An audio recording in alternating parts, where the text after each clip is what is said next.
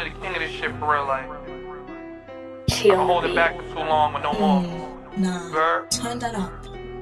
Young man. Since I came back to the town, they can't really play me, can't even tame me. No to remember me slim. All I remember is that all of these niggas was shady. Grew with the money from baby. She never met me, she already calling me baby. Can't be a saint. I got a move like Frank, like I pushing Dake in the 80s. Since I came back to the town, they can't really play me, can't even tame me. No to remember me slim. All I remember is that all of these niggas was shady. Grew with the money from baby. She never met me, she already calling me baby. Can't be a saint. I got a move like Frank, like I pushing Dake in the 80s. I think I'm the life of the party. Casamigos and shots of Bacardi. You can get twisted like a Molly. I'm fucked in a Molly if you wanna leave like you froggy. Got you a bag and they saucy, fumbling bags. Now you over here trying to fault me. Got on my job, I ain't hanging with Tommies. You know I love me and make sure remind me. Landed in London, now I'm getting 8. Can't take advances, I need me some steak. Can't write a verse if it ain't for 8. So many folks, they gon' think that I'm Drake. Make a Billy, now I play with the stakes. Bought a plane just to throw off the snakes. All this green, I'ma need me a rake. To the top is whatever it takes. All this product, they gon' think that I'm trucking. They think that I'm trucking, they think that I'm trucking. 100 million, man, I bet I still up it. I bet I still up it, I bet I still up it. She said she love me, she know I be dumping. She know I be dumping, she know I be dumping. She wanna rock with me, I'm all on her stomach. I'm all on her stomach, I'm all on her stomach. I can't get distracted by treaches, cause they come in a dime and a dozen. Groupie hoes, they complaining and fussing, cause I can't rock with them in public, Know that I'm all on the rape, now she wanna mate, but I'ma just eat on her face. Getting the money's a race, so I'm gonna chase, and I cannot make no mistakes. I came back to the town, they can't really play me, can't even tame me. Know to remember me slim, all I remember is that all of these niggas was shady. Grew with the money from baby, she never met me, she already calling me baby. Can't be a saint, I got a move like Frank, like I pushing Dake in the 80s. Since I came back to the town, they can't really play me, can't even tame me. Know to remember me slim, all I remember is that all of these niggas was shady. Grew with the money from baby, she never met me, she already calling me baby. Can't be a saint, I got a move like Frank, like I pushing Dake in the 80s.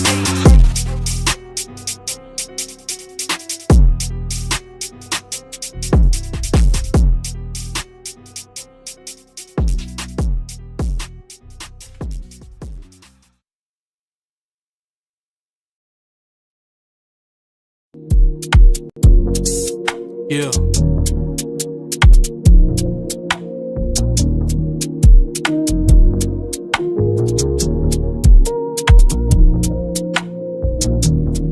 She know me as king, but today I told her she'll see me as sin or a god. Bow down, it'll give me your eyes. I come before you, but not as a mirage. To be the answer to all of your prayers. Get it now instead of waiting on later. Need a man that isn't stricken by greed. I'm only stricken when you get on your knees. Girl, don't pray for me, you could pray to me. It's blasphemous if you don't believe, cause I bear the fruit, but not off the tree. But I bear the fruit to show you you're free. Don't pray for me. All the things you wanna say for me, you can say to me.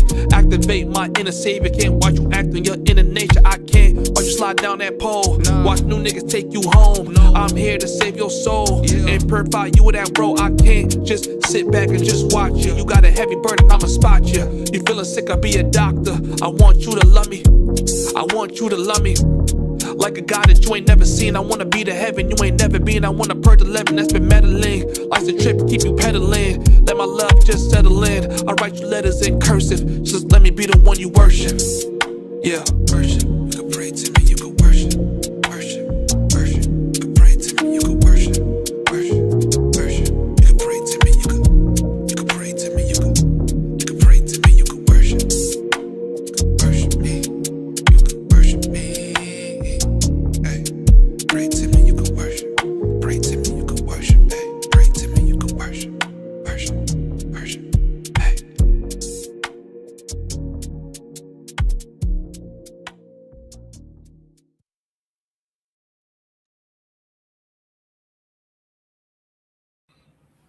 Chat, what up, what up, what up? It's your boy Mosa from the Homies Hub. We are officially back. You guys know what it is. Come in, hit the like button. Let's get the likes up. Let's get the live stream started. I do want to give you guys some more consistent live streams. So here we are. We are back officially reporting from Thailand. Countdown to the Homies official meetup. Your boy will be back in Medellin soon. So welcome, you guys. See the title of the chat of the video, Travel Space Moses, reacting to your videos. If you guys have any videos that you want me to react to, send them through. I'm doing my live reactions. You guys know I'm always going to have a couple videos that I'm just going to react to off the rip. If you guys saw, I just recently did a monkey video with a cute, like, Korean girl. Let me know if you guys want more content like that. I kind of just go on Monkey and just kind of just rizz up some shorties, no matter where they from. I have a couple of those videos already in the tuck. I just never really put them out. But granted, just for the sake of content and bringing more entertainment outside of just travel talk to the, to the homies and to the YouTube channel, that's what we have going on. So come in and hit the like button. Let me know who's in the chat here with me. I know this is a little bit of an impromptu stream, but we're gonna get back to streaming. Okay, so where do I begin? A couple things to really talk about, a couple things to go over, right? Just on stream. Shout out to Show Enough coming in. Says spit in a bad bee's butt. Okay.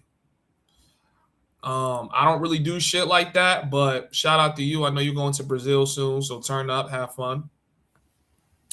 Yeah, man, listen, yo, I've been saying this shit for a little minute. I've been calling myself Mosa with the crystal ball, right? Like, but I feel like now we got to start like going into more of maybe I'm just like travel space prophet. Like I like receive the visions from above, and then I try to save my people by articulating shit. And all that ends up actually doing is making me the bad guy in other people's story, right? When I start just saying plain truth. Like some people can't handle plain truth. And even when you give people plain truth, they're going to say you cap, right? So it's kind of just like, all right, well, I still am trying to get my people to the promised land. Now, what is the promised land? Okay. The promised land for me is basically trying to get men to understand that life is bigger, more robust, and more plentiful than what you are made to believe in the matrix of living in the US, right? And whether you want to admit it or not to yourself, if you're one of those dudes that hate on any traveler that posts content on YouTube, you are, in fact, an agent of the matrix. And I'm going to tell you why after I list a couple more points. So I've been having this conversation last night with a couple homies, and it was about the King 6'8", the Great video. And a lot of people writing me messages, and they're basically telling me like, yo, bro, King 6'8", the Great is paying women to be in his videos. He not really pulling like that, right? Like the US is a lot harder to pull. Some dudes is arguing, no, he really is pulling like that. In my personal opinion, I've never met the dude. I think he's really pulling like that. I don't think he's having a hard time like that. But I made the point that, yo, because I could watch a King 6'8" pull a chick that could potentially have been your wife after you courted her for 9 months and went on 70 dinner dates and got no ass, but she finally went with you because she sees you as a strong provider after she gave it to King 6'8" the Great the first night with little to no effort. That's one of the reasons why I'm not going to apply pressure. Like, not at this age. Like, at this age, I feel like I'm going into my prime. I have no reason to be applying pressure to any chick. But he was, niggas is going to say, bro, you're not King 6'8" the Great, right? So they're going to say, bro, that's not even your body. You can't even yada, yada, yada. Like, you feel me? Like, it wasn't just one dude, but it was like a few dudes like, yo, bro, coming back to the States is harder. You must have forgot what it is to be in Miami. And I didn't forget. Like, I was running through Miami for a minute. Like, I was doing that before I even knew I could travel outside the States and shit like that. So I say that to say this, right? I realized that a lot of men are not accustomed to getting women in the States. And then if you are accustomed to getting women in the States, it's typically not going to be the quality of woman that you're going to be getting when you for example, go to, like Colombia, right? Like, I could honestly say I've been with some chicks inside of Colombia where if we were in the States, they probably wouldn't even look at me twice. But there's probably a lot of other factors that go into that. But regardless of what that is, I just feel like it doesn't matter, because if you're able to get the chick simply because you changed locations and you're getting better energy from the chick because you changed locations, why exactly does it matter if you had to go overseas to get that? And this is where I realized these are just people that are agents of the Matrix. An agent of the Matrix is going to basically tell you, yo, if you got to leave America to go get the same quality of chick that speaks for your capability as a man, you're not able to get these baddies if you wasn't traveling to these third world countries where these women are poor, so they look at you like a bag, right? But what they don't tell you is that every chick that is beautiful and can leverage her beauty for perks is going to leverage her beauty for perks no matter where she's at. So if you bagged a baddie in the States, the likeliness, and I'm talking about really a baddie, not just something that looked good with a fat ass. I'm talking like this woman is beautiful. Like you bring her anywhere, she's jaw dropping. The likeliness is that you had to really court her. You really had to show out. You really had to do your big one to try to get shorty. But that doesn't mean you're going to keep her. And the likeliness that you could lose her to anybody with money is always going to be something that you're going to deal with. Because once you get to a certain level of status and beauty, you're going to start noticing that these women are going to go for whoever got the bigger bag no matter where you go, right? So I think what it is that because a lot of men don't have that experience dealing with baddies at home or beautiful women or women that get flown out by rappers and like whoever, they only get that experience when they come overseas. So they think to themselves, this is only an overseas thing. It's not only an overseas thing. This is a worldwide thing, right? You go anywhere in the world where women are beautiful and they're going, especially if they're going, right? If they're beautiful and going, the likeliness that she could get took by another dude is really easy. The likeliness that she's only going to be fucking with niggas because she got money is really easy. Like, that's just going to be a prevalent thing. All right, so what's my point in having to do that whole breakdown? Okay, so I do that breakdown to say this. If you keep allowing the thought, oh, you couldn't do this in the States, you had to go overseas to do that, you're going to rid yourself of happiness as a man. You're not going to be able to enjoy life the way every other woman gets to enjoy life because you're so fixated on these mental barriers that basically losers are putting on you. Only a loser is going to remind you or try to insinuate that you're only able to get certain chicks because you're traveling overseas. Only a loser will do some shit like that, right? If the only time you can get certain level chicks is because you went overseas, at least you can get them. You have to remember there's dudes that live overseas. There's people that are native to living inside a different country that they can't even get these chicks. They can't get these girls. These girls are not paying them no mind. So she's paying you some mind because you're willing to spend a little bit more money than the next dude. It is what it is. Now, I'm not telling you guys to base your relationships and make them all transactional. I do think you should build yourself up to the point where a beautiful girl that would have tricks chasing her all over wants you because she fucks with you. Obviously, that's the goal. Everybody should be on that, right? Like the physical attraction should be there. But don't underestimate the power of money and status. Like, money and status kill looks every single time. You can be the most beautiful, most ripped, most shredded, tall, square jawline ass nigga in the world, right? But if you don't have status and you don't have money, she might let you hit it, maybe. You know what I'm saying? But she's not going to stick around. She's not going to even be accessible after that one moment because women are like us too. They like to collect men like Pokemon. Like, they want to say they was with a nigga like that. They was with a nigga like that. They're just like us, right? Like, we want the Latina, with the brown skin Latina, the light skin Latina, the dark skin Latina.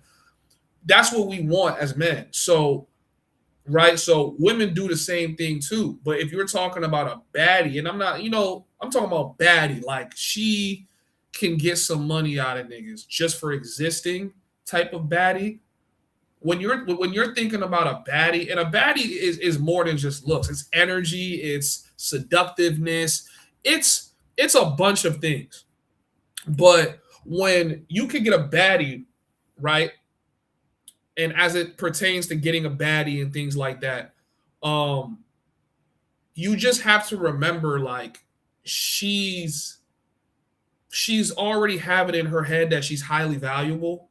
So you're going to have to do more to get her, and you're going to have to even do more to keep her than another chick. If you could circumvent that process, cut it down in half by just relocating yourself, I don't understand why you would shoot that down, right? But however, the entirety of the space as it pertains to commentary, like what people leave in the comments, when women make reaction videos about passport bros and travel bros, all of this is literally just hating the fact that you can get a shortcut to the life you want.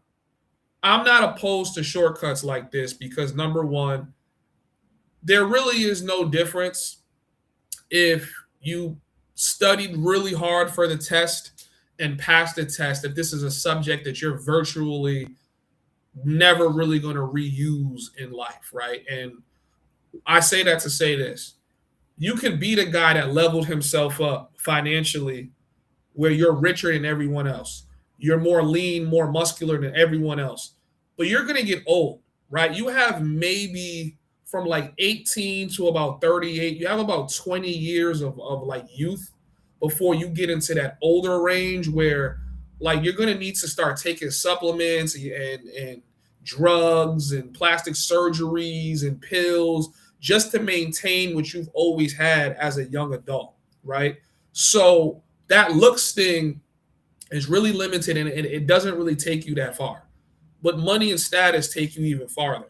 And now you need to be trying to make money that you virtually have never made before. You never have inherited it before. So now you need to try to start making, I would say, if you want to start pulling some real bad, beautiful women, you're going to need to start looking at making anything between $25,000 to about $100,000 a month just starting. And I would probably say I would just turn that to $100,000 a month.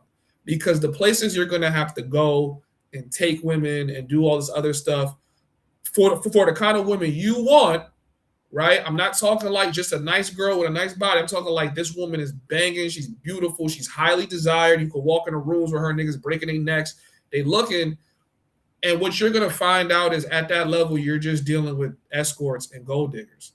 And then what you guys are going to find out on an even deeper level is that most of the women that are between an 8 and a 10 anywhere in the world are usually escorts and gold diggers, right? Like this is going to hurt a lot of y'all feelings, but it's the truth. Like, and if she's not one, someone might convert her to one. A woman might talk her into doing it. A man might convince her to doing it. She might logically convince herself to do it when she gets put inside of a circumstance in which, you know, like she gets put inside of a circumstance where she needs the money, right? So she's going to leverage her beauty for money every time. Women have been doing this for thousands of years, millions of years. But it's only when you deal with men of today's age that they almost forget that this is how the world has been for so long. They forget that the most beautiful women, and she doesn't need to be super beautiful on an international scale. She just needs to be beautiful and good looking to whatever group of men that are pursuing her. It automatically raises her value. So some of you guys that say Thai women have nothing on Latinas, it doesn't matter. If, first of all, that's not true, but it doesn't matter because in this particular place she's in, with how many foreigners come here, she's really attractive. Some of these Thai women are attracted to both Thai men and black men. Like the gym baddie Thai bitches. So there's Thai men that are all over her, and there's foreigners that's all over her. Immediately that raises her rank to an 8, 9, or 10. Beauty is subjective. Attraction kind of really isn't when it comes to women. Like if one woman is attractive to multiple types of men, she's probably just genuinely attractive. Like that's it. So now when you have these guys It's mainly guys because these are older dudes, and I'm gonna go into a whole spiel about it because I'm gonna get this shit off my chest in the beginning of this live stream, and then I'm gonna go into like the reactions and things like that. So you have guys that basically downplay dudes like, yo, you had to go overseas to go get that. You couldn't get that in the States. So I don't care if a dude couldn't get any pussy in the States. I think you should. I think you should try to talk to women in the States. I think you should try to date. I think you should have spun a couple plates before you come overseas because there's just something that you're going to learn doing that in the States that you're going to be bumping your head and you're going to be blowing through your money trying to figure it out when you come overseas. So you should just know that women want to be compensated for their beauty and for sex. And they don't do that shit when you're in college days. In college, college is probably the prime years. If you dormed, if you went away to school like I did, college is some of the prime years where you're going to get some of the best, coochie for virtually free. Like you don't really have to do anything for it, right? So if you didn't go crazy in college, I feel sorry for you because as soon as you left college, you realized that women wanted to be taken out on dates, treated, had their bills paid, all in the U.S. before they actually gave you any kind of affection. But then you see the other side of that where you're the side nigga, right? So you're with a girl that's just with you because she finds you attractive. You don't have to do none of that shit. You watching other dudes spoil her while she's just giving it up to you without taxing you for it. This happens all over the world. Like this is like female psychology nature right now. Like you have girls in their life, they have niggas for everything. They have the guy that they talk to get some attention. They have the guy they talk to because he's going to spend the money or he's going to give her money. And then she has the guy she's going to have ruthless, carnal, bloodthirsty, monstrous sex with. And she's not going to require nothing from that guy other than the fact that he comes through with his deed. That's it. That is the reality of the situation. It doesn't matter how poor she is, how poor, what country she live in, how rich the country is. All of them do this, especially when they're good looking or they are escorts, right? Like that's what they do. Now, there's different versions of escorting, in my opinion. If you have an OnlyFans, you are an escort. I don't care, right? Or if you're just outside on the street, or if you're in the club, or if you're on dating apps looking for niggas to pay your bills, you are an escort. You fall into the category of money is your primary focus, and you're not necessarily looking for love from a dude. But I feel like we get to the age where now that I travel as a 29-year-old turning 30 soon, I meet all these older men and I could see like they have no experience with women, like at all. Like maybe he was married for most of his life. Maybe he didn't have the opportunity to really date a lot of women and pick up on their nature, right? And some people pick it up and some people don't pick it up no matter how many women they've been with. They just don't really like pick up female nature at all. But I see these dudes, they're leaving this commentary, and these are guys that either don't travel or don't want you to travel. So I realized a couple weeks ago that a lot of the older dudes that come overseas, the reason why they hate YouTubers, they hate young guys, they hate us coming overseas is because they have virtually they have failed out of the sexual marketplace in the States, right? They have completely failed out of it. They don't have enough money to trick on the young girls because the young girls are going to want the older guys to trick. You're not really going to find a lot of young girls that want to go hop on a 40 or a 50-year-old in the States just for the sake of doing it. There's not really a lot of them. I'm not saying it's impossible, but a lot of them are going to expect some financial help, especially when you're an older person, right? And she necessarily wouldn't have that expectation for the young guy, but she has that expectation for the older dude. So they have failed out of the sexual marketplace. The women that are older, right, they don't really want that. Maybe they're not really attracted to the older women in their 40s and 50s, right? So maybe they're not attracted, or the older woman has too many demands that he feel like he ultimately doesn't want. Like, I don't want to deal with all that bullshit. Like, like you come with so much baggage. So in their head, they're like, yo, I virtually cannot really get the play I was getting when I was younger because I'm an older dude. So a lot of them resort to just moving overseas because at the end of the day, us as men, we want access to women. That's like it's coded in our DNA. We're programmed that way. That's just the way we are. So because we want access to women, and as an older guy, you can't get that. You can't slide through Ocean Drive, Miami, and pick up the 24-year-old with the nice body and banging personality without spending some money. But that girl is going to pick one of these guys, these younger dudes she sees, and she's going to let him smash because she's horny and she's ready. But the older guy, not to, some girls that still go, you feel me, to let a 50-year-old crush it, but they're taking her to $100 brunch. They're doing a bunch of shit. Now that the tricking culture has increased in the U.S. and it's gotten more prevalent amongst the younger women, even the women that are not as beautiful, even the mids want niggas to come out and start tricking. Dudes go, all right, I can't make as much money as I was making. I don't have the tenacity. I don't have the drive. I'm actually closer to my retirement. I'm gonna get more of a bang for my buck if I go overseas to Brazil, Colombia, Thailand, Philippines. That's how a lot of guys are thinking. And then some of them are like, yo, I don't even want to chase a bunch of hoes. I'm just gonna lock me down one chick and kind of just hold it down with her, right? But I know us as men, it doesn't matter if you lock down one chick, you still gonna run through a couple other chicks just because you have the opportunity to do so. So when the younger dudes start traveling now, right? So now the older guys are flooding all these countries, going crazy, doing like whatever, trying to get away from their wife, trying to recover from the divorce. When the younger dudes start coming overseas now, and now the younger dudes start coming with money to spend.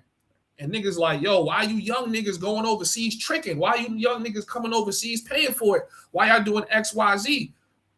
And we like, yo, listen, the woman in the States is making us try to pay for it too. So we kind of doing the same shit you doing, right? Like whether we gonna have to take her to dinner, pay her rent. I'm not speaking for myself. I'm speaking in general. I ain't paying no bitch rent. But you know what I'm saying? Like, do all this other shit where you got to throw some bread to some degree. You got to be the nigga that pop bottles every night. Whatever the situation is, they're making us do that in the States already. Our own women, our age, even though they are attracted to us, they're being taught that the only niggas they should be letting get it for the free are niggas with extreme status. And even then, you got regular girls charging people like Lil Baby $13,000, charging Drake, making Drake pay their college tuition just to get some buns. Like that's the reality of the US. Like the US is going to price everybody out. So everybody is thinking to themselves, well, it's time to relocate. Travel has now become more affordable, right? We can make money online. I don't have to stay in one country to try to date. Matter of fact, these women even look better. So it's a no-brainer that most people are coming to travel. But now you see there's pushback. Because the older guys feel like, damn, I used to be able to come over here and get the 10 for a little $30, spend a little $100 doing whatever, getting her groceries, and she would appreciate me, and I have this 10 for mad long.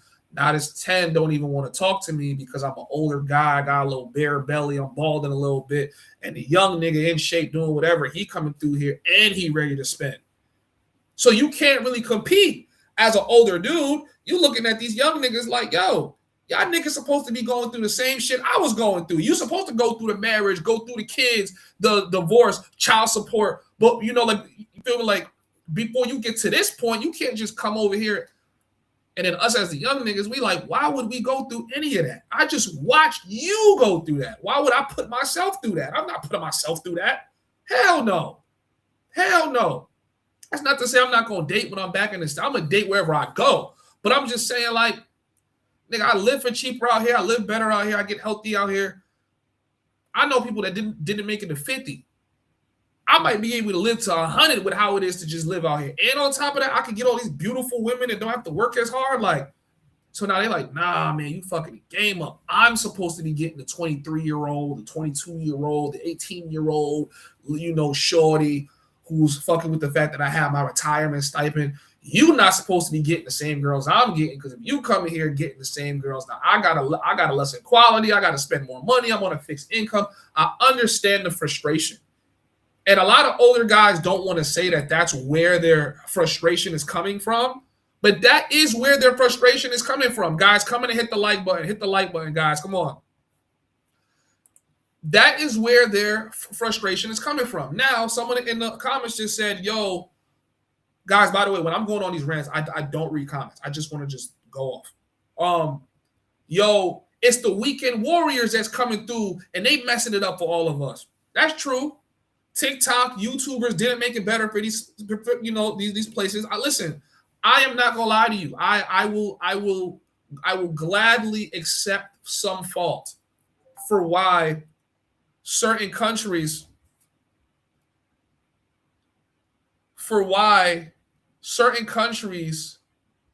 are not what they used to be, because us YouTubers are coming through trying to get content, trying to get footage, and we're putting the best of what's in these places on the internet. Now, you as a guy who's frustrated with your dating life in the States because everything has turned into sex work, even dating is literally modern day sex work for some of these girls. You go, fuck that. If I'm going to spend $150, I'm going to go spend it in Medellin. I'm going to go spend it in Cartagena. I'm going to go spend it in Thailand. A lot of y'all not doing that. But you know what I'm saying? Or you feel me? I'm going to go to the DR and go spend it in the DR. And now the dude who's been living there for the last 10 years, throwing a little bit of his little stipend, this is his heaven. It's like you died and went to heaven, and now you wake up and a bunch of young demons coming through here ruining your heaven. Now the angels is like, ooh, feel me? The angels being the baddie Latinas. The angels like, ooh, who these young niggas? And then they flying over to the young niggas. And you like, wait, I've been here. I got stable money. This nigga's only here for a weekend. You about to go to him? Yes. Yes. And I realized the whole game is getting fucked up because of that. I'm not going to lie to you. If I was an older dude, right, my colon hurt, I'm on a fixed income, I got a bare belly, I got one eye, the money's been getting me by, and a young, attractive, handsome nigga, and he willing to trick and spend more money than me, I would be type 2. I would be really upset. I remember having a conversation with a dude. I'm gonna try to speak in code because I don't want to say nothing to get me flagged. But I was talking to the dude, and I was telling him, I said, yo, the price of business goes up significantly in Parque Yeris versus if you were to just go to another side of Medellin. It doesn't even come close. I was like, what happens is there's these weeks or these months where there's an influx of dudes coming in, and they're super tricking. And they super trick to the point where the women set that as the baseline of what they deserve. Every time she meets a man, she needs a man that's going to give her the equivalent of what she's going to be spending on rent. Every time she meets a man, she can meet 20 men in a week. Every man, every interaction is paying her rent. Not only are these dudes taking women to dinner, they're paying them to take them to dinner, right? They're literally paying them just to exist. So that's their baseline.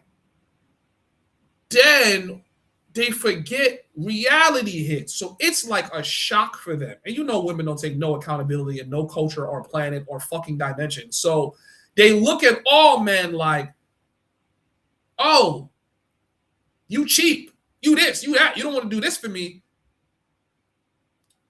Baby girl, you live in Colombia. That nigga across the street and every nigga he know cannot even do a tenth of what you asking me to do. But you just expect it from me because you seen 100 other niggas like me this year do the same thing. So now you fucking the game up for everybody. And the expats suffer the most. The guys that actually picked up and relocated, they suffer the most because they like, when did you start expecting this? Right? And this is in various forms. I'm not just talking about service. I'm talking about just dating, supporting a girl, whatever your situation is. I don't give a fuck. Read between the lines. Okay. So you start having women expect so much from you because 100 other niggas are doing it. And now the same problem you were going through in the States is existing in the very getaways that you ran away to. It's the same issue. You have girls in Medellin that want you to treat them like they're girls in Miami. Dead ass. It's a fact.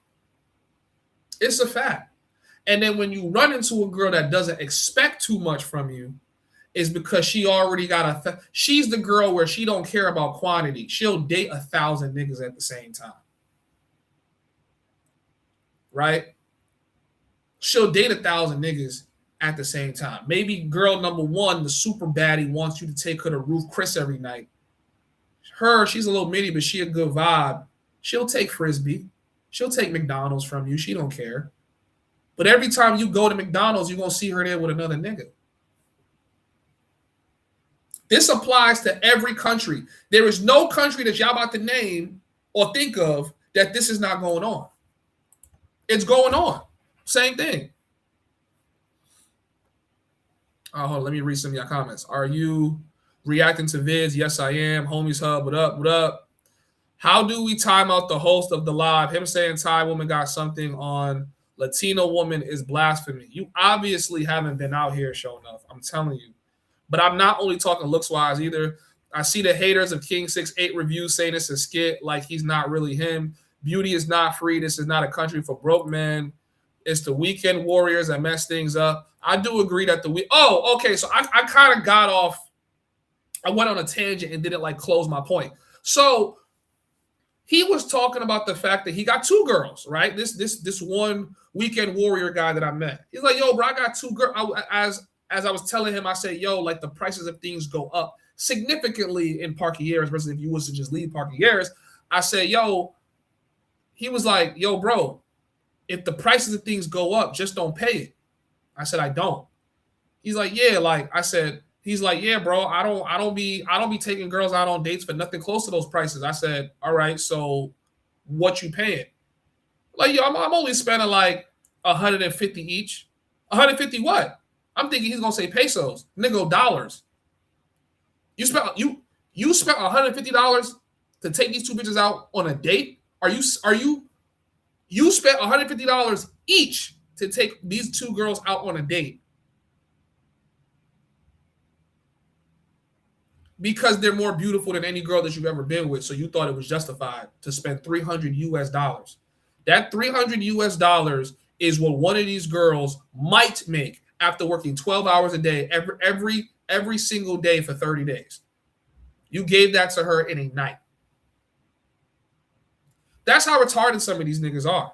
So I said, yeah, he's, because when this happens a lot when I'm in Medi, I meet dudes that try to game me about Medi, right? Because they've been to Medi a couple times or they watched a couple videos. They don't know who I am. And I don't tell niggas, nah, bro, I'm an expert. I'm a YouTuber. I don't do none of that shit. I let niggas talk their ass away. I'm like, word, okay, cool. Oh, word. You know what? Actually, no, I don't speak Spanish. Like, nigga, I do all that shit because I just want niggas to talk their ass off. And I'm like, yo, this nigga's just talking. I'm listening to him. I said, oh, okay. So you think 150 is justified to spend on dates each? Cool. Okay. You are literally the nigga I was just talking about. Like you are literally verbatim the nigga I was just talking about. Literally.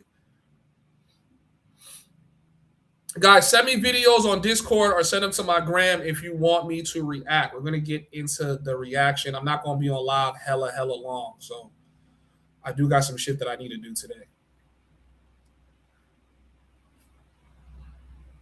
I'm like, yeah, you are 100% the nigga that I'm thinking about.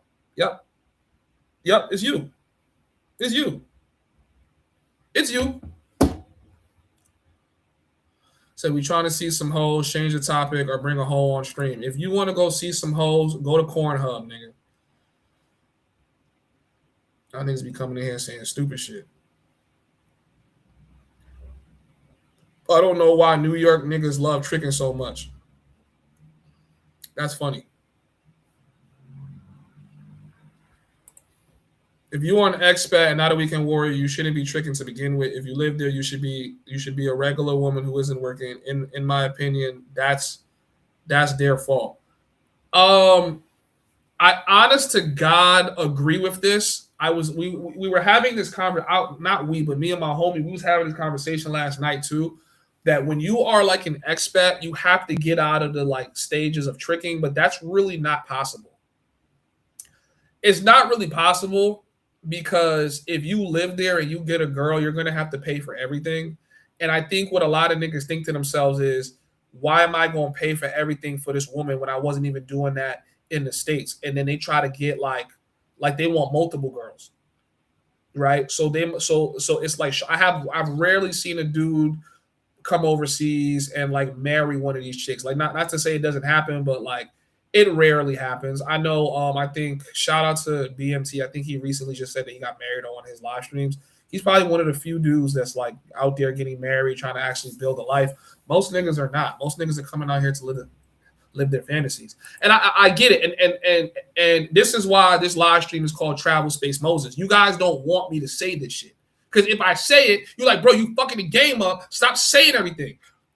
No, I have to say this shit because you niggas need to be set free from your own delusions. You are delusional, nigga. Hold on, let me look right. You are delusional. You're delusional. You need someone to slap you on the face, pour cold water on your head, and wake you up and remind you that you are delusional. You did not come out here to find a fucking wife. You came out here to be Hugh Hefner. That's the real reason why you were out here, okay? Because you guys say one thing and you do something completely different. There's a bunch of old niggas out here that's tricking and living overseas, and they're tricking.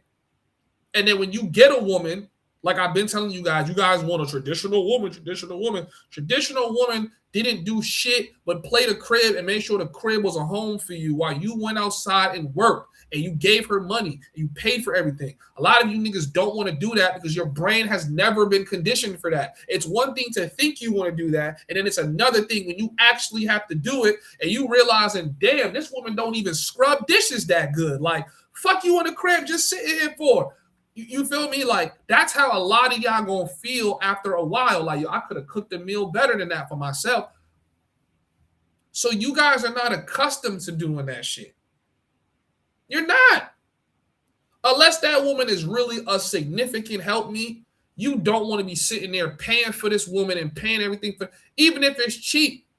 You're not gonna want to do that. And then if you're an older dude shooting for a younger girl, she's gonna want shit that she knows she can't buy without your money. So she's going to be looking at you like, can you buy this for me? Now, you might get lucky and you have a girl that's really low maintenance. But then it's like, at that point, nigga, this ain't no baddie. This ain't no baddie. This some shit you could have bagged in the States, if you being honest. But y'all don't want me to say that. It's like, yo, bro, chill. I'm trying to live in my fantasies. I'm trying to be delusional, bro. You doing too much, bro. Stop telling me the truth, bro. I don't want to hear the truth, bro. Every time you say the truth, nigga, you swear. But I'm just being honest. I'm being honest. And now you're going to go, well, homies hub, what are you doing differently?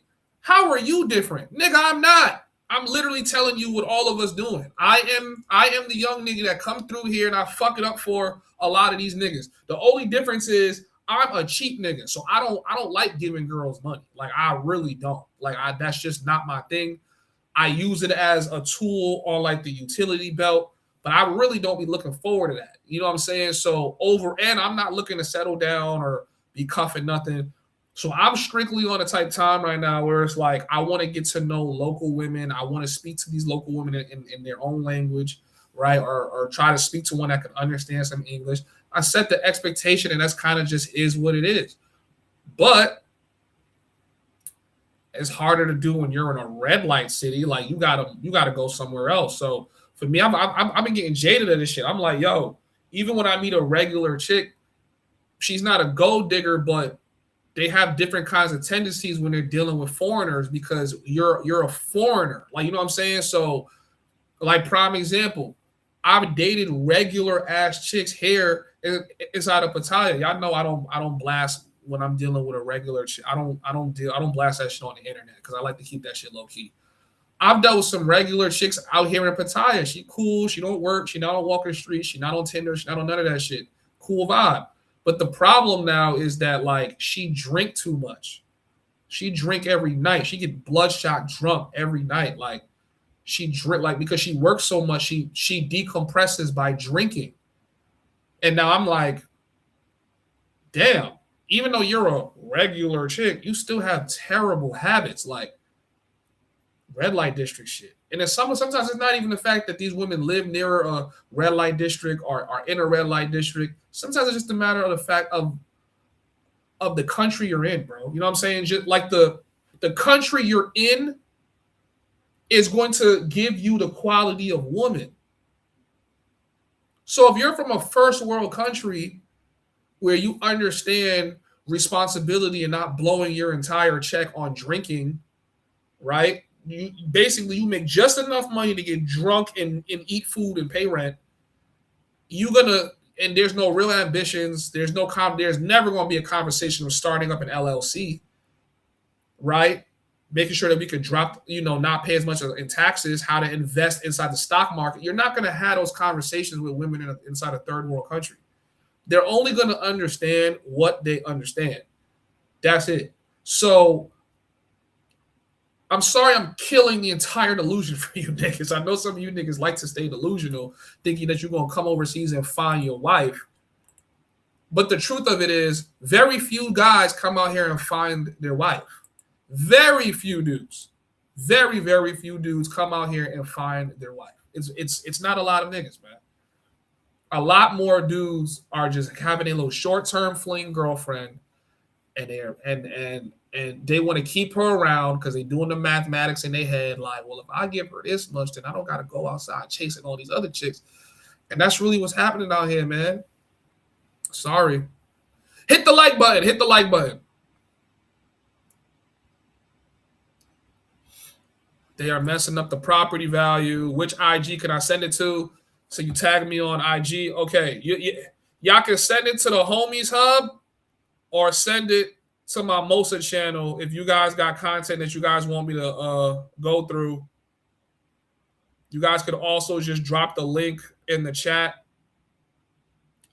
I don't see anybody's messages on the Homies Hub. Somebody said that they tagged me on the gram, but I don't see it. Where'd you tag me?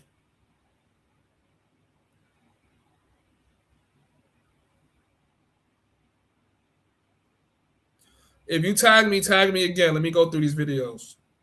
Or send it to my DM.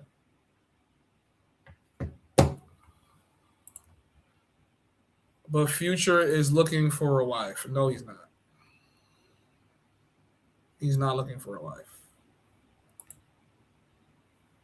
She ain't a gold digger, but she don't want no broke nigga. Exactly. Says, chill. I'm in Parquilleras for the culture.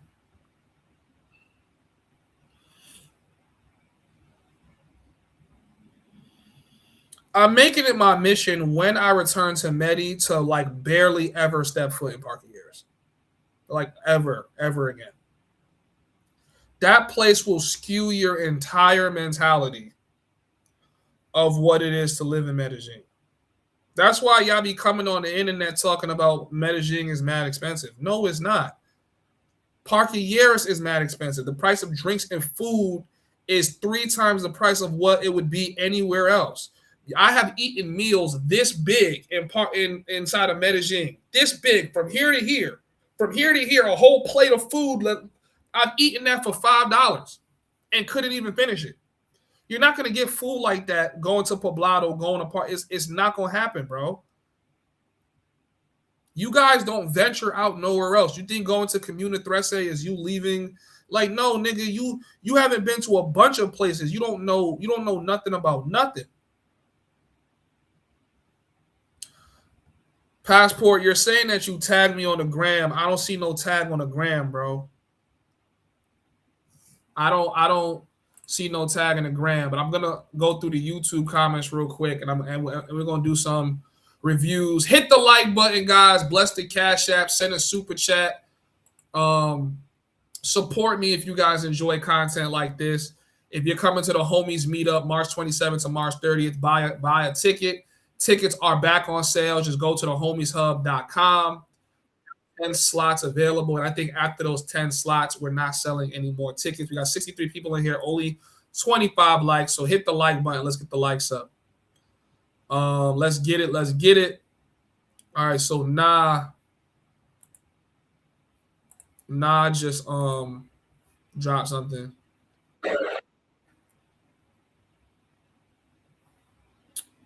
Oh, you want me to cover this video? What of KBS? Let's see. But honestly, I really am the travel space Moses. Like I know you guys don't want to give me that. Nobody wants to give me my credit, right? Like I see a lot of conversation has been happening in the space in general, like where these are topics I've been covering. I talk about it on live stream. I make videos on it, but they don't cite the inspiration for why the conversation started. It's okay. You don't have to cite me, but that's why when I come on here and I boast and I talk my shit, it can't make your skin crawl because you're not even crediting the source. That's not to say anything I'm saying is special, but sometimes I do say things that spike back up the conversation, right? But we're going to talk about that in a whole nother segment. Right now, let's go through our reactionary content. So this is Why Cartagena Nightlife is Not Over, one of the best in Colombia by KBS, my motherfucking guy. I've been hanging out with KBS almost like every day, man. Damn! We already started this video off crazy. Damn!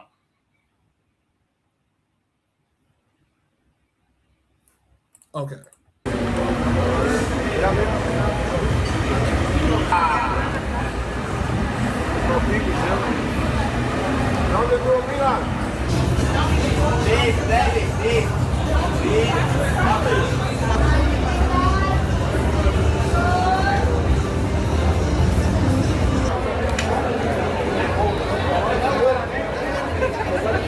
One thing I love about CTG is you always gonna see some new talent out there. Medi, I be seeing the same shit. The CTG, I be seeing some new talent out there, man.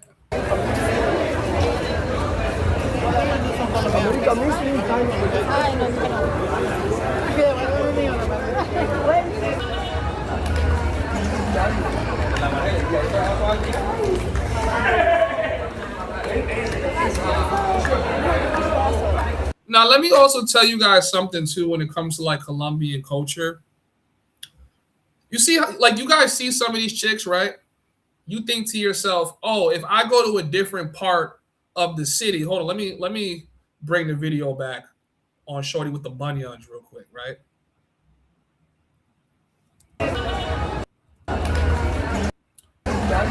Y'all be thinking if you go to a different part of the city that you're going to be able to just meet this chick and she's never been involved in this kind of work a day in her life. She's never been doing anything like this and shit like that. The truth of the matter is women in Colombia, when they know they're sexy and they can make money using sex, they do. Even if they don't do it all the time, they might do it once or twice, but they do. But they keep it a secret. They don't tell it's very low key. It's hush hush. And I'm talking like a lot of these chicks once or twice might have sold it a little bit. Might have been on a cam site once or twice. That's just the reality of being in Colombia. It's not all of them, but it's a lot of them. Even the high-end ones, the secretary type chicks, the intelligent, they help you book your Airbnb. If they could make $300 selling it to you, they will. I personally I think you can find a wife in Colombia, but you're going to need to stay far away from tourist areas. Like you cannot, women that live in cities with tourism, it is very unlikely you're gonna find a wife there, especially if you want her to be this clean cut, never sold no coochie, niggas don't know her. It's very unlikely. As a YouTuber, you got to be even more careful about the girls that you deal with. You got to be even more careful, even more so.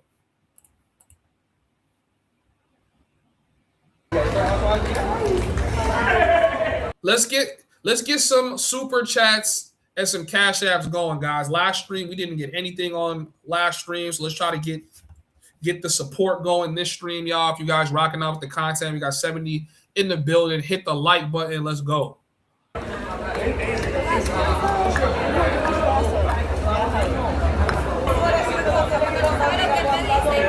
She's tough. Shorty on the right is tough for sure. She's tough.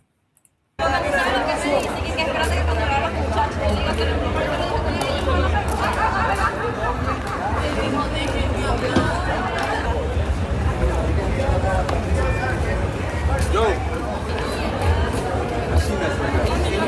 Afro Latino.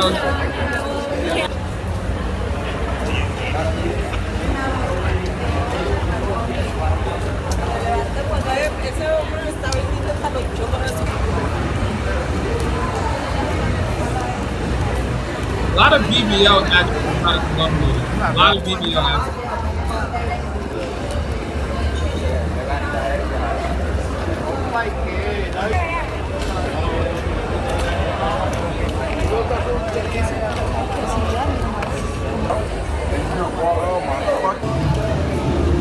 Hold on, what is that?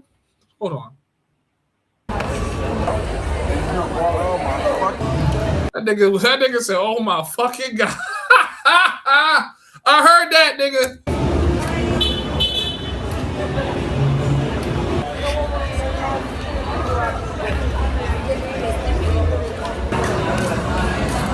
Now, shorty in the red with the afro is tough.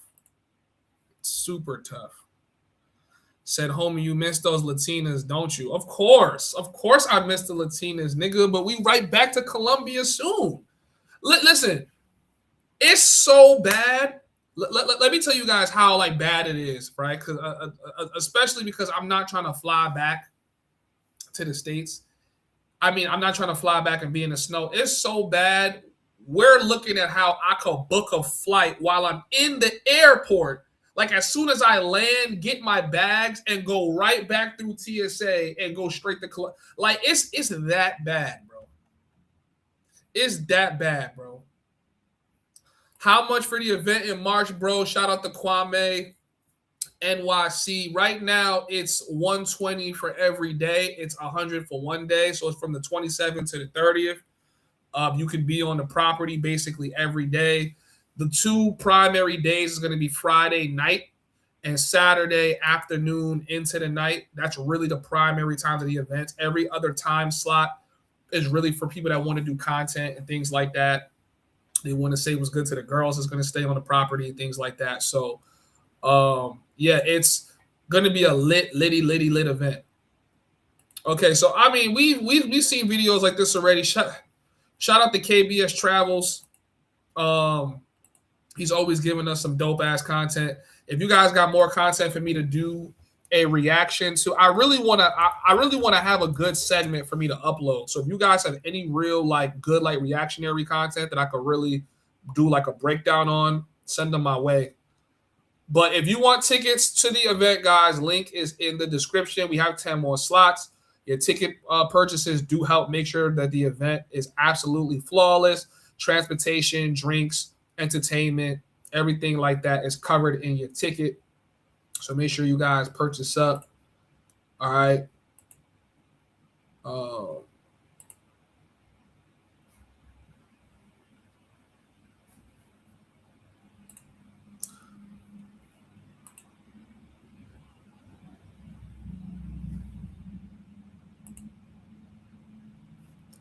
A couple of y'all sending me DMs, but I'm not seeing anything about videos though.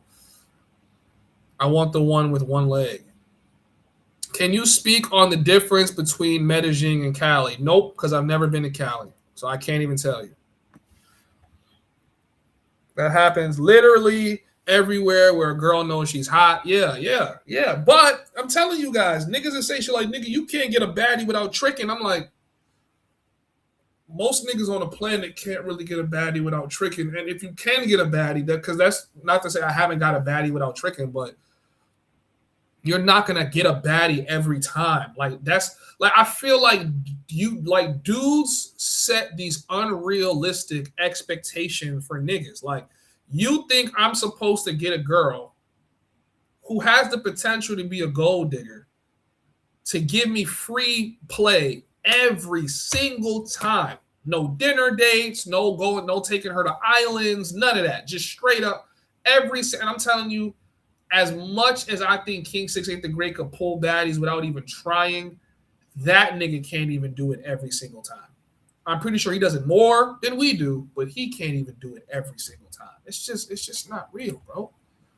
It's not realistic. Most basketball players are super tricking on bitches. And they're 6'7", 6'8", 6'9", 6'10". Niggas make more money than. Come on, bro. Let's be realistic. I appreciate the super chat, my guy. Guys, match his $1.99. Bless the Cash App. Bless the super chat. If you guys enjoy streams like this keeps the stream going.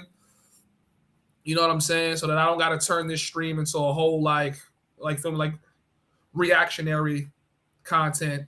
Because I do got to start clipping more of these live streams.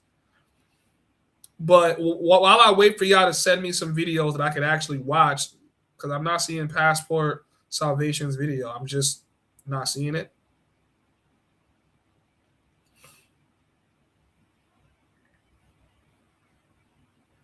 So now my next point as to why I wanted to say that I am the travel space Moses. Okay? Passport, you need to just jump in the Discord and send that link. You would have been miles ahead if you were in the Discord already, bro. Because I'm on the Homies Hub channel. I'm not seeing your link at all. Request. I went to hidden request. I'm not seeing nothing.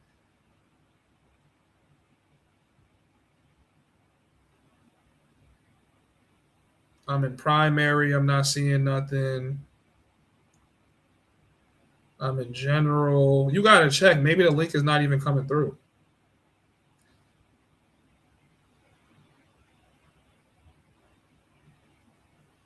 Nope. I'm not seeing nothing. Anyways, so my next point is so as you guys might have been paying attention to, I've been talking about making money online so that more people can travel, right?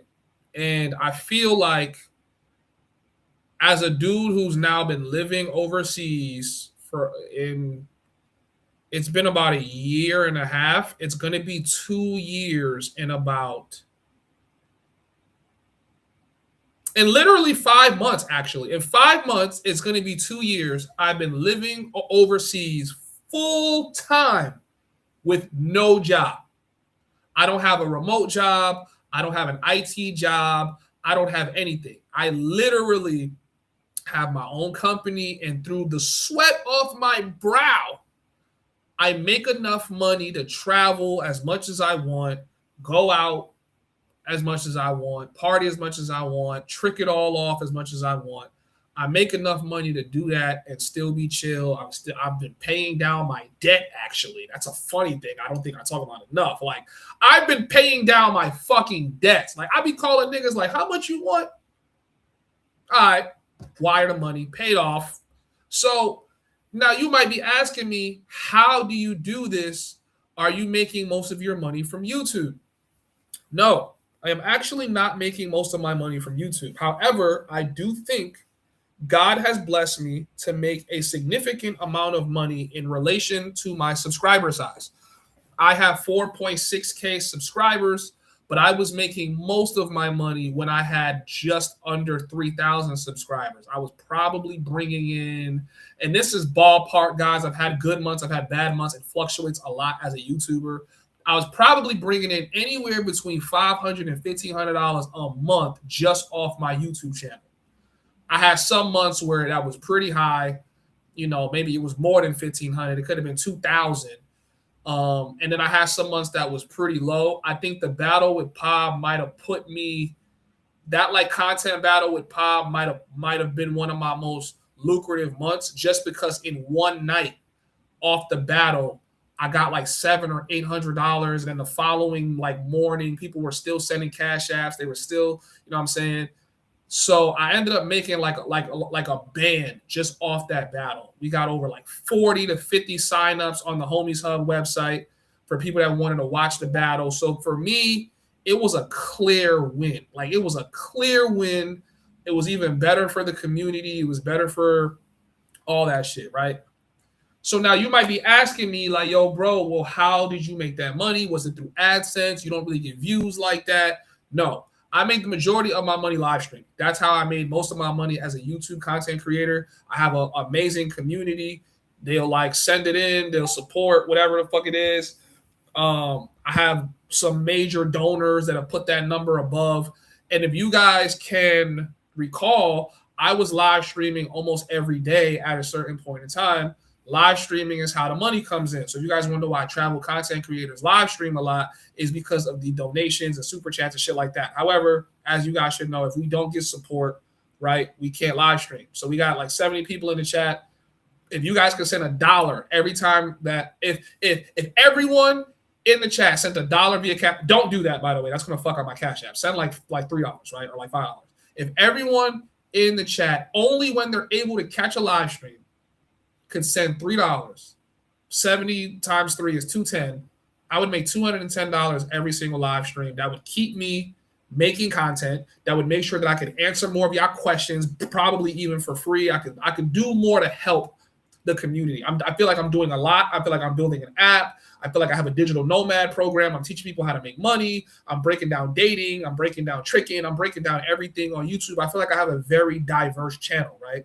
But I feel like I've always been this. I've always been teaching on live stream. So because I've always been teaching on live stream, you guys have shown me hella support, and we've grown. We have a paying community now. We have the party coming up. That's about to set the tone for how other Homies Hub meetups are going to happen, right? We have a strong valuation for the Homies Hub.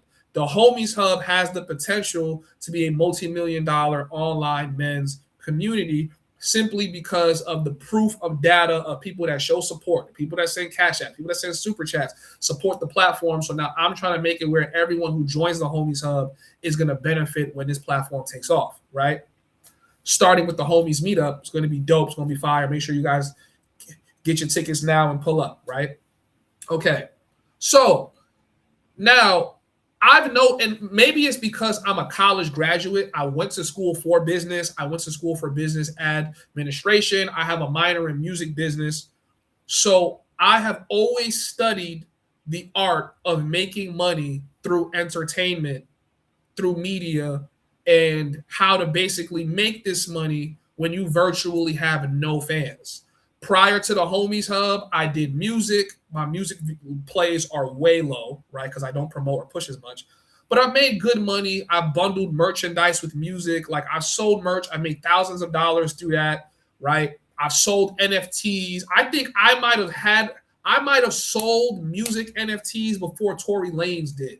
I made a good chunk of money off that. But I made a lot of my money through merchandise and entertainment. So you have to understand how my brain works, right? Like, I'm always thinking about how to make money with everything that I do. I realized that travel was not going to be one of those things that was going to make money if I did it the traditional way everybody else does it, right? Which is chasing AdSense on YouTube. I've already made like 50 trillion videos on this shit. If you're going to do content, I highly discourage you from trying to do content in the travel space. It's one of the worst investments that you could possibly make, because what someone's going to send in on a regular day of you streaming, what you'll get off AdSense, you got to follow the formula of having the chick in the video that can get the video demonetized. You're not going to make any fucking money. You're going to be burning through money faster than you're making it. I have a video with over 70 8,000 views and it's only made like $5. It's only made $5. It's made $5 because I got a yellow icon for nothing that's in the video. It was for a link that they assume was tied to like corn from my Patreon. I've never had corn on my Patreon ever. They didn't even subscribe to the Patreon. I'm like, how, I kept fighting them. Like, how did you determine there's corn on my Patreon? Like, did you subscribe and go through it? They didn't need to. Right? You just use certain terminologies. They can make that kind of assumption, and they could demonetize your video. And now in 2026, it looks like they could just clip your fucking channel. So, GG's, right? But I realized, I said, there's no way I'm going to be able to monetize like this. So I had to set things up outside of YouTube, right? And then we got into that whole back and forth with QB. Patreon got took down. I was living off that shit for a little bit. That's one of the reasons I have some of like the strongest ill feelings towards QB, because that's got to be the most hoish shit you can be on as a man. Like, just you start reporting a nigga channel because you losing a beef is crazy. But I lost bread. I lost a lot of potential. The Patreon was booming. It was skyrocketing. I had over 40, 50 people in my Patreon, $10, $15 a month, upsells, things like that, whatever. So, I realized this isn't going to work. I have to do something else. And then I realized that every YouTube channel is going to make a pivot out of travel at some point. If you're becoming a travel YouTuber to make money, you're going to pivot and you're going to have to start selling something else. You're going to have to start selling another kind of product or service. You guys know, for me, I make a lot of my money in tech, web development, and then YouTube balances shit out. Sometimes I'm in between contracts. I got a contract that's about to end soon. So right now, all of my effort outside of YouTube is going into making sure that I can get more contracts, because the more contracts I get, the more money I make, the more I could be overseas. I could be throwing pesos at the bitches, and I could be on jet skis while niggas is in my comments talking shit because they can't do the same shit, right? But I realized, wait a minute, there's an importance to YouTube that we don't talk enough about. And we don't talk about how YouTube, the smart YouTubers, have always used YouTube as free marketing. YouTube has always been free marketing for the creator to promote what they have going on. You are incentivized to literally create content that draws viewers. That means that you can, now I look at that AdSense check, which is small as fuck, as that AdSense check is just a monetary gift to showcase how much marketing I've been doing on the platform. Promoting the Homies Hub, promoting the Homies Hub website, Homies Hub this, Homies Hub that. So even if they were to clip the YouTube channel, say, fuck this Homies Hub, nigga, get them off the platform. Over 1 million people have seen the Homies Hub. Millions of people have been impressioned with my thumbnails. Millions of people have seen my shit. When I run ads, I'm gonna appear on your Instagram. I'm gonna be on your TikTok. You're gonna see me when I start really putting my heart and soul into growing this app and making sure this shit takes off. You're going to remember that you saw the Homies Hub, and that's how you're supposed to use YouTube. You're not supposed to use YouTube for AdSense because you're getting a portion of it, right? The Kai Cenats and the Duke Dennises of the world made their millions with sponsorships and brand deals, and obviously the community supporting them. That's how most of the money is going to come in. It's not going to be from AdSense. It's not. So when I was talking to travelers, I was like, and now when I talk to guys that do content, because I got 2 dudes, I mean, y'all know them, Ralph and Nate, but there's a few more of them. They want to do content, and I'm like, think about how you're going to make money off of this, and think about what your channel is going to be known for. If you're known for mongering and having hoes, there really is no other realm for you to take than to go the Freaky Frog route. I've said this already.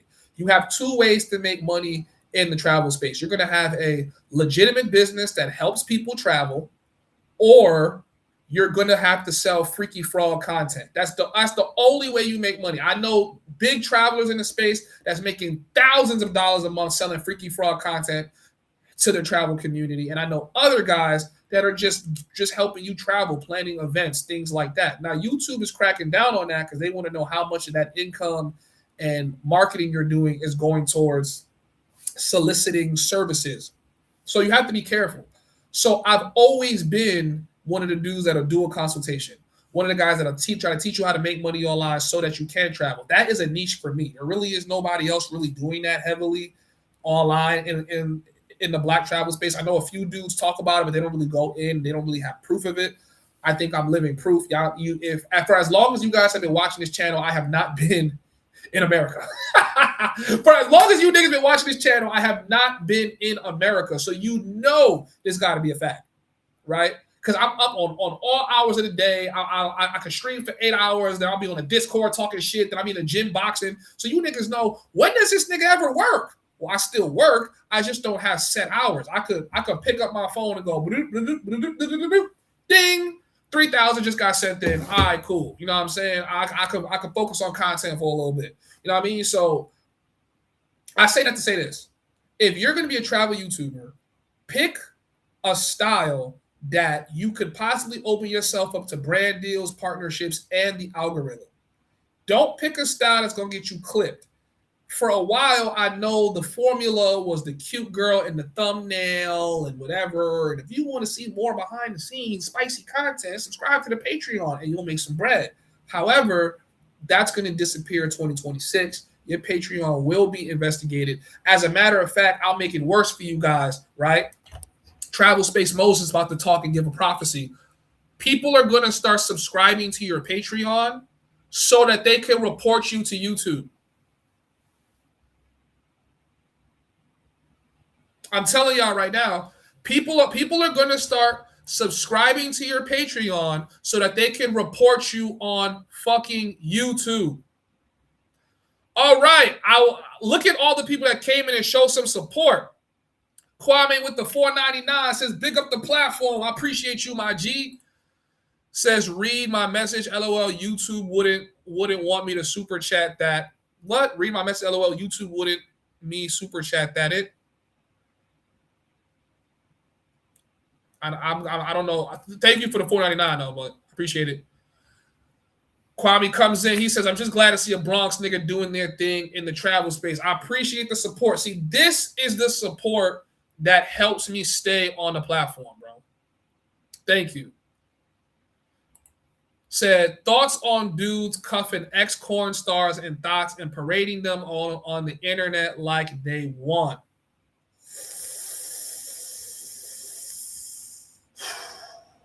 Let me finish this piece, and then I'm going to get to that comment, okay? So, you need to pick a niche that's going to make you some bread. It opens you up to brand deals and things like that. Oh, shit, my light just turned off. Why? And then you need to figure out what product that you are going to sell. For me personally, I'm not purchasing a product from a nigga that runs around chasing hoes and has shown me no prior. Like, I don't care if you chase hoes overseas. I like young niggas that get money and get hoes, right? That's cool because I'm a young nigga that get money and get hoes.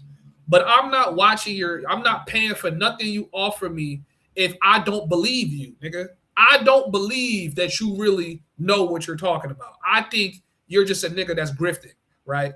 Or I'm not going to subscribe to your consultation, and I know you've never spent more than 30 days in any of these countries you're talking about.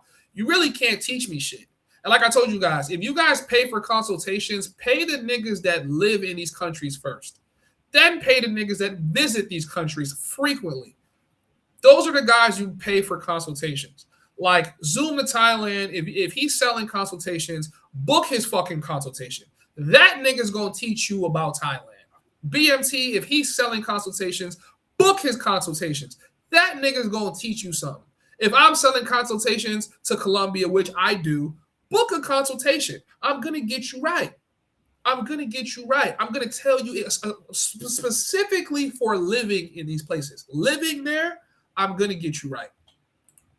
These travel warrior niggas that's there for a week and they gone, they could probably teach you a little bit of something. They could give you a little bit of game, but I wouldn't say it's worth paying for it. Like, There, you know what I'm saying? Nothing is gonna teach you more about a country than you booking a flight and just going there. You know what I'm saying? But I know you guys want to get there and you want to know where to go, how to talk to the women, how to have your way. I'm the kind of guy that'll give you a consult. I'll do a psychological breakdown on what it's going to be like when you start running into women or different kinds of situations, places. Like I will really break that down. So that's why people pay me for consultations, because they know I'm going to give them a breakdown and the video. You know what I'm saying? All right. So you say your comment was thoughts on dudes in Thailand cuffing ex-corn stars and thoughts and then parading them on the internet like they won. So I have two thoughts on this. Number one, no shade to any of these niggas doing it. I already did a whole membership video. If you guys are not in my YouTube members, sub up or go to thehomiesub.com. I did a video. I said these niggas in Thailand are lying to you, right? So I watch dudes and I try to see if dudes is on some pimping shit. Like, are you just pimping, or are you really in love with this girl and you're parading this girl around like your superstar? Then I start thinking to myself, well, how is he making money from this girl, right? It's the same strategy. But I'm going to break it down. Like I said, travel space Moses, I'm here to set you free. Let my people go. I try to see it as maybe these niggas have a financial play where they don't care if Shorty's an ex-corn star. Listen, if you see me on YouTube parading around a chick who's been ran through up and down and I'm boo loving her, mind your business. Mind your business. Here's why. Because I'm not stupid. I know exactly what I'm doing. And there's probably a strong benefit to me parading this shorty around. The algorithm today favors hoes. If I'm trying to get myself into the algorithm, I'm going to parade a hoe. Simple as that. She's a hoe. She bad. She down for whatever. I ain't going to marry her. I had no intention of having no babies with her. It is what it is. We're going to be boo loving. Boo loving. Homies hub, is that you with a thotty? Yes, I love her. Oh my God, Thailand, look at what Thailand. Well, I'm not going to do that. I'm not going to come on the internet and cap and say, this is what Thailand has to offer. This is going to be more about me. It ain't going to be about the country I'm in. I'll take her to any country. We still going to get down, right? And that is assuming that she's submissive. She follows what I have to say. She doesn't ask for too much, blah, blah, blah, blah. Now, for the other guys that are parading around women and pretending like they're not ran through, they're not shared, they're not on a financial, contractual agreement, I just think those niggas are liars. Like, that's the only thing I have to say. Because I'm a YouTuber and I'm currently in Thailand, I don't want to disrespect a nigga or have a nigga in his feelings, and then I'm going to have to, put hands on a nigga because he got sentimental over something I said on a live stream. But, like, I don't respect niggas lying about what they doing. I prefer niggas keep it player. Like, yeah, nigga, I know what she did. I don't give a fuck. I'm out here turning up having fun. Nigga, that's it. Cool. But when you start selling this idea like you found love and y'all building a life together, and I just think you a simp or you a liar. Now, granted, I try to see things through their perspective, because a lot of the dudes you're talking about are black, and there's more than one. It's like a few of them. It's like three or four of these niggas in Thailand right now that do that. But there's a lot more of them that aren't YouTubers that are doing that too. So let me just make that clear as well. A lot of the people you're talking about are not only YouTubers. You're probably only thinking about the YouTubers that's doing it. There's a lot of niggas doing it in general. I also think to myself, like, maybe this dude doesn't know. And if he knows, he doesn't care. It's better than whatever he's ever had back home. He's just happy he has this beautiful girl that likes him. He can parade her on the internet and get views and clicks and money. I think some people would sell their soul for clicks and views. They don't even need the money. I see plenty of YouTubers that sell their soul for clicks and don't even make no money.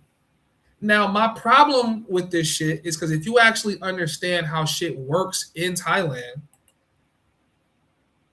these women are going to be as loyal to you as long as that money is coming in. So if you're investing in an ex-porn star or super thought in Thailand, you're probably spending more money on her than you're actually going to get back in your investment. And that's why I don't think it's a smart investment. That's why you haven't seen me parading no girls around.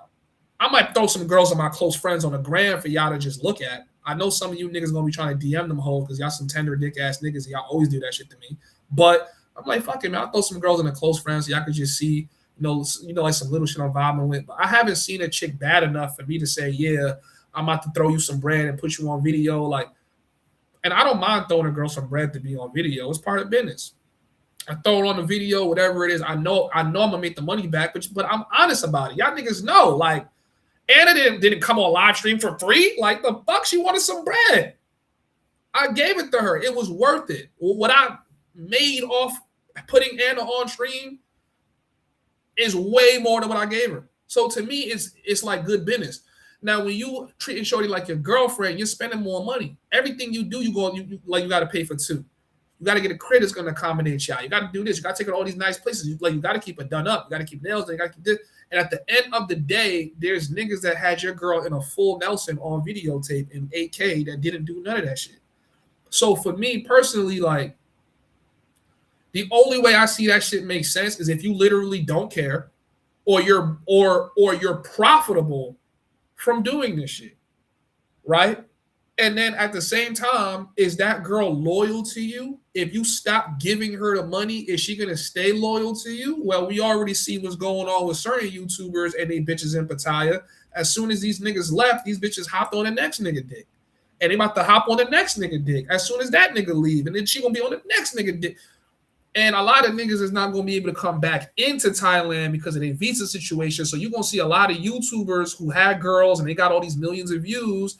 They girls with another nigga who, and now he trying to run the numbers up and he trying to run the bag up on the same chick because niggas don't want to just be honest to themselves and say to themselves they're dealing with hoes. And I think this is really like a black man's issue. This is shit like this. If you want my full train of thought on it, shit like this is why they talk about us black men so badly when it comes to dating overseas and how we're the least preferred and we go for bottom of the barrel woman. It's a fact. It's a fact. I don't care if you're doing it for entertainment's sake. Like, if I got a big ass penthouse and I got 40 Latinas in there, don't worry about if they good women or not. Don't worry about that. Because I don't have them in the penthouse for them to be good women. I have them in here to be exactly what the fuck they is. That's why they're here. You feel me? But I'm not going to parade no chick on the internet that I'm trying to be serious with. That's number one. Who cares if she did porn or didn't do porn? I'm not parading no girl on the net that I want to be serious with because niggas will dig up her dirt, especially if she got something dirty on her. Niggas that dig up her dirt, and if you're a YouTuber, the sadness of it is, in real life, if you never posted that, maybe 10 or 15 people might know that you're in a relationship with a thought. When you put it on the internet, millions of people know. So now millions of people have this impression, oh yeah, you young niggas is going to Thailand and go wife them hoes. That's why I wouldn't have done that if it's for love. But if it's for content, y'all gonna know my body already. Like, you know, my titles, my thumbnail. You're gonna know what it is as soon as you see the video, and you're not gonna care because I know the duality of man, right? In one instance of Mosa, I'm a good husband, I'm a good father, I'm an ideal role model. In another instance of Mosa, I'm a playboy. I'm moving and grooving and I'm running through shit. You feel what I'm saying? So if a nigga was to put out content where he's just saying what it is, I'm not going to lose no respect for the nigga. But I think what dudes do is they don't want to look like mongers. They don't want to look like whores. They don't want to look like playboys. So but he still want to do content. So now he has to do content in a way where he has something that's eye-catching, right? But he could try to paint it as, nah, like we have a life together. So you don't think these niggas know? These niggas know. Or if they don't know, they found out, but they're already too deeply invested for them to pivot. They can't pivot no more. They can't pivot no more. They like, damn, I done, you know what I'm saying? But most of these dudes are meeting chicks in these places. I'm just gonna let you know this right now. If you meet any chick in Pattaya, be very, especially if she look good, I can almost guarantee you she's been a freelancer at some point in time. And then some of these chicks go as far as having OnlyFans and getting crushed on Pornhub. And take it from me, living in these places, a lot more of them are on somebody's videotape than what you would want to believe. Simple as that. And they was with it too. They was with all that. So that's my opinion on that. I'm not shooting no shot at any particular YouTuber. I really don't give a fuck. I think every nigga I've seen with a corn star is with a nice looking chick. She probably doing right by him. You feel me? She putting that thing down on him. But I'm not going to respect it if he's painting it like he's building a life with her. And if he is building a life with her because he doesn't care, then I respect it. But address it. Because right now you look crazy keeping quiet. Address it. Nigga, I know I don't give a fuck. Okay, cool. Fuck it, nigga. Live your life. You know what I'm saying? Like, you can't judge a nigga who don't care. I wouldn't personally care. Like, you know what I'm saying? I wouldn't care what a bitch did in her past if she's doing right by me now. But at the same time, probably not going to be in love with a bitch like that. You know what I'm saying? It's always going to be in the back of my head of what she might have been doing. But that's me. That's not other dudes. But that's not going to stop me from chilling with her. That's not going to stop me from flying her out to the penthouse. Nigga, I'm about to fly Pink Braids to the penthouse. Pink Braids is a certified freak. I'm like, Pink Braids, you can come live in the penthouse for 3 days if you want. Why not? We young. We don't got to commit to nothing. Shout out to Kwame. Listen, y'all letting Kwame come in and outdo you niggas that's been watching this channel, huh? Where you guys at, man? Send a super chat. Bless the cash app. Shout out to Kwame NYC. My NYC niggas in here showing love today. I appreciate it. The travel content creators all on Rumble, TikTok, and Instagram. Ad sales, not making millionaires on YouTube. You're wrong, pal. Ad sales splits, examples, iShow speed. Yeah, you're talking about the biggest YouTubers on YouTube, nigga. What the fuck? Come down to reality, where the biggest person in the travel space has 680K subs, 690K subs. You know, and that's not to say he hasn't made $1 million, but I don't think he's made that much. How much for a consultation? Don't hit me with the gringo price. I definitely charge gringo prices. Right now, my consultations are going for $100. But you can get 30 minutes for $75. I told niggas that the prices was going up.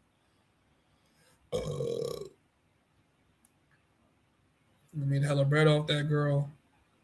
See, but the thing is, you guys are talking about one nigga. He's not the only nigga that's cuffing a hoe. Like, there's a bunch of niggas cuffing hoes. You gotta lie to keep the game going, Mosa. Yeah, you gotta lie to keep the game going, Mosa. If you tell the flat out truth, it's easier to label and vilify. Gotta let them think it's a chance. Nah, he actually cares. Yes, and I'm realizing, right, because as a dude who graduated college with a music business degree, well, business degree, but music business focus, I never understood. And my teacher was breaking it down to me. He was doing this with J. Cole. J. Cole's my favorite rapper. So for him to talk like this about J. Cole, he was like J. Cole has to look like the humble guy that doesn't need to try too hard. And every time he pushes an album, it goes absolute diamond but they're like, that's all a strategy. That's a marketing strategy to have him look that way. There are assistants, salespeople, digital marketers. There is a whole marketing team that puts together how to market J. Cole. Because J. Cole is dealing with hundreds of millions of dollars. There's no way we can risk him looking a certain way, even though in his music, he's already let us know he's just like all of us. He chase hoes, he throw money at bitches, all this other shit. But now he's got to look like the ideal role model, the Jesus of hip hop, right? The non-confrontational nigga, despite the fact that he's probably one of the only rappers we know till today has been in a fist fight with Diddy. This is my favorite rapper. So I realized the game is, in entertainment, you have to lie. You have to sell the dream. Because if you don't sell the dream, you get villainized. This is why Moses was villainized. This is why Mosa, very close to Moses, by the way, and almost means the same thing if you break down the translations and meanings. I get villainized. This is why y'all niggas can come on YouTube and say shit like, nigga, you go to countries to go trick. Maybe I should have just came on the internet and told y'all niggas that I'm never paying for coochie ever. I don't even take girls out on dates. The baddest bitches come my way because I'm the most handsome nigga they ever seen in their life. I should have just kept it like that. And y'all niggas would have been in the comments, yo, fuck out of here. You cap, you cap, you cap. Y'all niggas still came on here and said I'm capping. So I'm like, so what's the point in me? Like, there's no benefit in telling the truth. That's why it's like I'm not mad at these niggas for not come. What benefit does this nigga get from coming on YouTube and saying, yes, this girl that I'm parading around my YouTube channel, I found on Walking Street, and she used to, there's no benefit to that. There's no benefit. Because there are men that want to be delusional. There are niggas that want to remain delusional. So if I come on the internet and tell you every girl I'm with, or I start breaking down, I paid her, but I didn't pay her. Or I fucked her real good, so she just came on video and didn't charge me. That's my life. Sometimes you got to give a little to get a little. Sometimes I don't got to give shit. Bitches just throw themselves at me. I have women throw themselves at me every fucking day that I'm here. Every day. I could come on here and tell, I could literally tell you guys in one sentence, that girl and that girl, I have to trick. This girl I don't, and y'all will still say I'm capping. So it's like, what's the point in telling y'all the truth? There's no point in telling y'all the truth. I'm better off just lying 24/7. There's no benefit in being honest on YouTube. There's no benefit to it, because if you're honest, they're gonna say you lying. And if you lying, niggas gonna say you lying. But the thing is, when you lying, some people gonna think that you telling the truth. And when you're telling the truth, some people gonna know that you're telling the truth. So you still get half full, half empty, regardless. You feel what I'm saying? So it's kind of like, I'm not mad at niggas, but at the same time, I feel like some people are going to build a disdain for you if they realize that you're selling a dream once they come out here. There's nothing worse. Yes, Bitcoin, keep dropping, keep dropping, keep dropping. Bitcoin got to keep dropping. We're going to throw all this trick money at Bitcoin. We're not even giving it to them. Show. We're throwing all this trick money at Bitcoin, okay? All this trick money going to Bitcoin. I'm tricking off on Bitcoin now. You want to see me trick it all off? I'm going to trick it all off on Bitcoin, nigga. Keep dropping. I need Bitcoin to drop down to 30K. I'm going to be in this bitch like, yeah, here's my savings. Go ahead and hold that. Anyways, back to what I was saying. So, yeah, man, it's much easier to be the villain when you tell the truth. But like I said, I don't ever want to hype up Colombia. Yo, these girls are not gold diggers. They just like Americans. They'll buy you drinks. They don't want no money from you. And then you come to Colombia and you realize, yo, even the regular girls who don't sell it are asking me for money. Like, what the fuck? And that's why I do the whole breakdown of you being a first worlder and, you know what I'm saying, the Maslow's hierarchy of needs and hypergamy. I try to break that down for you so you understand what you're walking into. But I also understand with much knowledge comes much sorrow. You're not going to actually enjoy. Like, I'm way too young to know as much as I do. I'm 29, but I hang out with niggas that's 50, 60, you know what I'm saying? And they talk to me like we the same age. They can't even really believe that I'm young enough to be their son. But I'm just wise. The wisdom comes from God. Like, I'm just wise. When I stepped overseas, I figured out what this shit was my first trip. I came to Thailand, a little different, but it's the same shit. I went to Peru, a lot different, only because their economy is different. So you meet a lot more regular girls inside of Lima, Peru than you would meet inside of Colombia. You meet a lot more regular girls. That doesn't mean at some point the girls ain't going to ask you for something. They will. Right? Philippines got some beggars, boy. I didn't personally run into that, but I just know it. They got some beggars. A lot of them going, you know what I'm saying, fluff you up, and then you're going to end up paying for everything. So for me, I'm always going to be a truth teller. I pride telling the truth. I think if I ever went down the route of lying to keep the people entertained and keep the cash flow, I think at the end of life, when I stand before God, I don't think, like, in my opinion, I don't think God sits around and he judges you for, you know, drinking and, you know, being around hoes. And I don't think you get judged for that. I think you get judged for whether you told the truth to yourself and you told the truth to the world, or did you lie and you deceive people? Because when you lie, you don't even give someone the opportunity to make a right choice. If the whole world was based on lies, which it is, but that's us as humans, and then there's the actual observable universe. The actual observable universe doesn't lie. If you plant a seed and the plant doesn't grow, there's a reason it didn't grow. Now you need to understand why. And if every time you try to understand something, you were misdirected, like, animals don't lie. I don't think there's any species, and you guys can correct me in the comments, I don't think there's any living species on Earth that lies besides humans. I think human beings are the only ones that constantly try to deceive each other.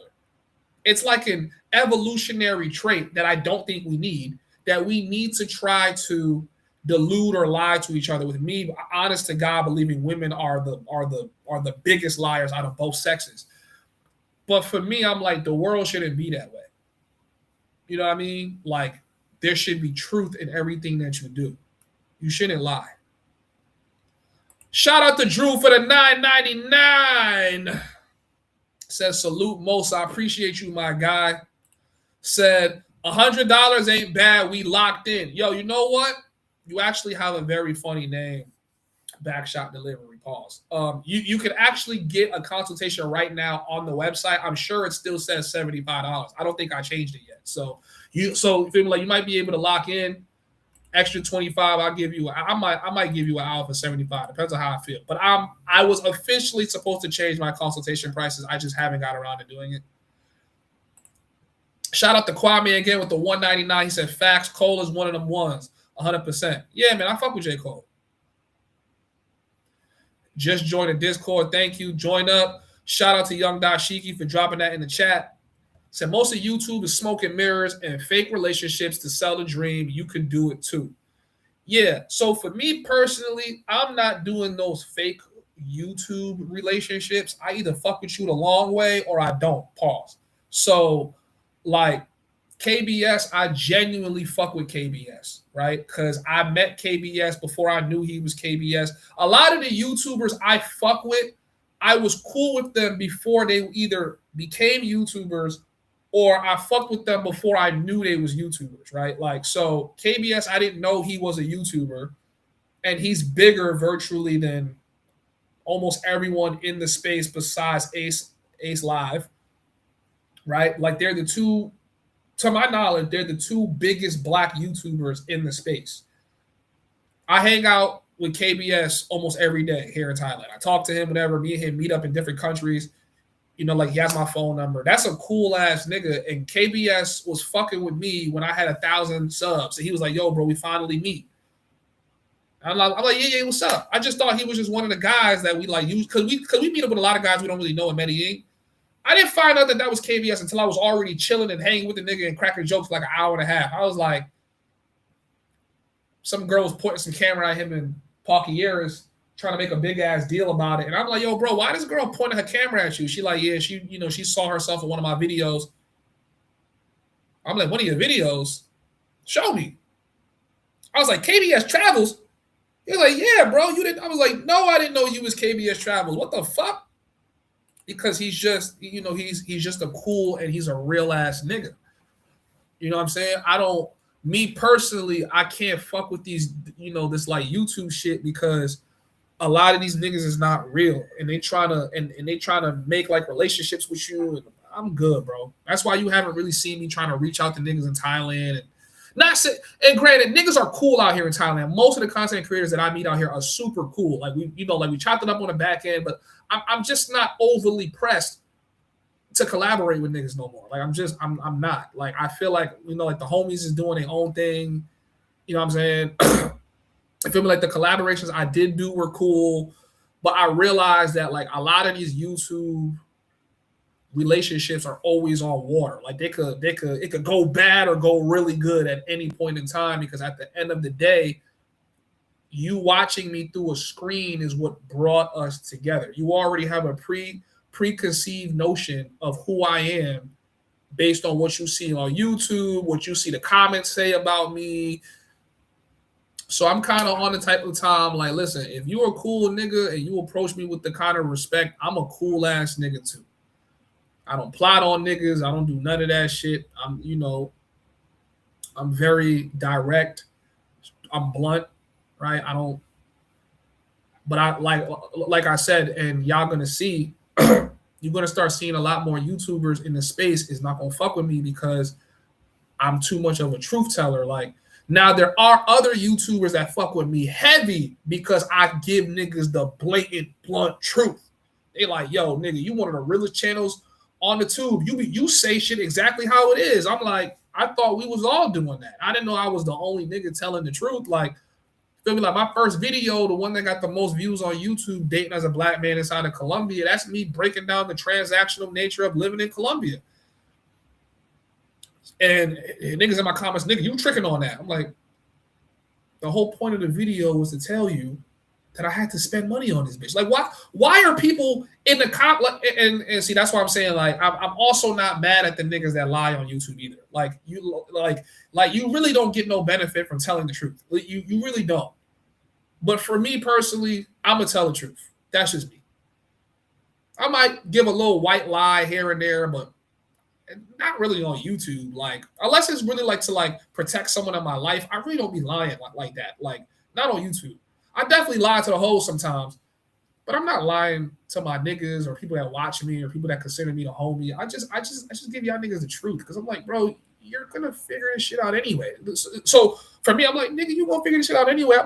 I might as well tell you the truth. If I got stopped by the cops and I know he's gonna go in my pocket and find crack, and he asked me, do I have? I ain't gonna listen.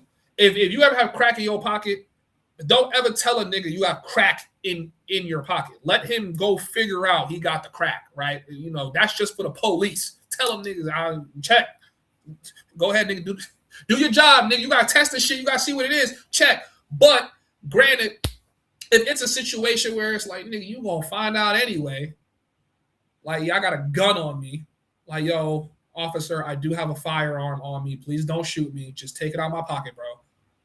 I ain't gonna wait for the nigga to go in there and find out, and then he gonna be like, damn, nigga, how come you would tell me you had a gun? Do you have any more weapons? You feel me? So I just think, like, bro, like, just tell the truth, bro. You know what I'm saying? Set my people free. I would like to see more content with you and TMI. I actually wanted to interview TMI before I left Thailand. I'm leaving Thailand really soon. I actually wanted to interview him. I haven't ever had the time to find that nigga's Instagram. If somebody could send me TMI's IG, or they could tell TMI that I want to interview him before I leave, please, let's do that. I think there's a lot of good conversations me and him can have. How much did you get the place for? What place?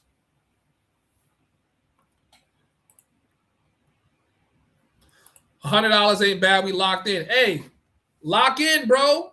Get yourself a membership too while you at it, man. You feel me? Book that 75 consultation. Get yourself a membership, bro. I'll give you the full consultation, bro. Ask me any question that you need. You want to know how to make money online. You want to know about the chicas. You want to know prices. You want to have breakdowns. Guys, if you guys are booking consultations with me, I always tell you guys this because a lot of you guys come unprepared for your own consultation. You need to write down 10 questions, and I prefer these be 10 questions you're typically not going to find on Google, and ask them. You can ask anything you want on these calls. I will give you answers. Come with 10 questions. Come with them prepared. Any questions you have, I'll give you a full breakdown. Full breakdown. Okay? So join up.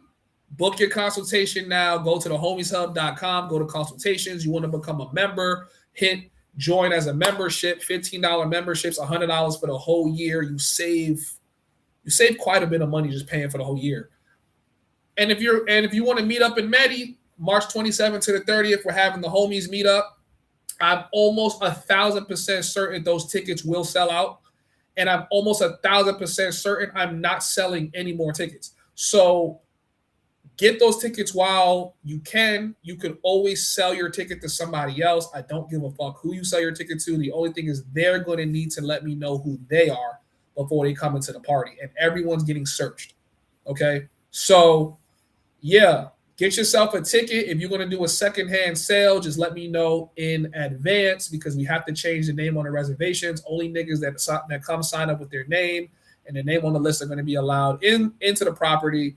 If you come and I don't know who the hell you are, you don't have any receipt of your ticket or nothing like that, we're going to take you and we're going to throw you out on some jazz from Fresh Prince shit. For real. All right. Do we have any more videos we want me to react to? I feel like I got enough content out of this.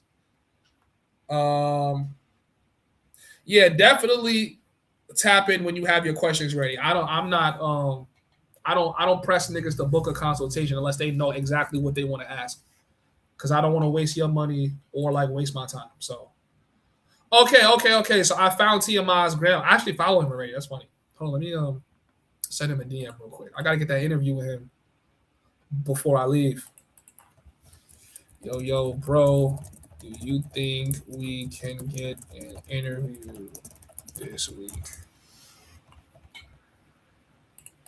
All right, cool. All right, yeah, so we're going to try to make that happen. Make sure that you guys go to TMI's chat and let them know that the Homies Hub is trying to interview him. Are you going to be in Brazil for Carnival? I heard it's going to be like Colombia on steroids.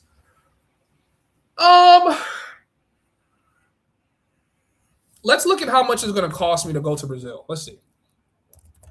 Because I don't mind going to Brazil. My only problem is I don't want to spend money in Brazil that I could just save for Colombia.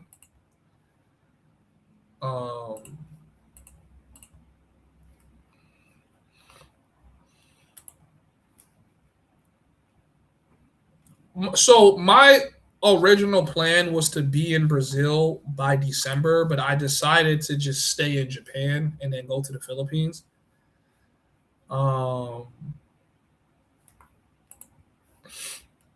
And the prices of everything was just looking like it was costing too much.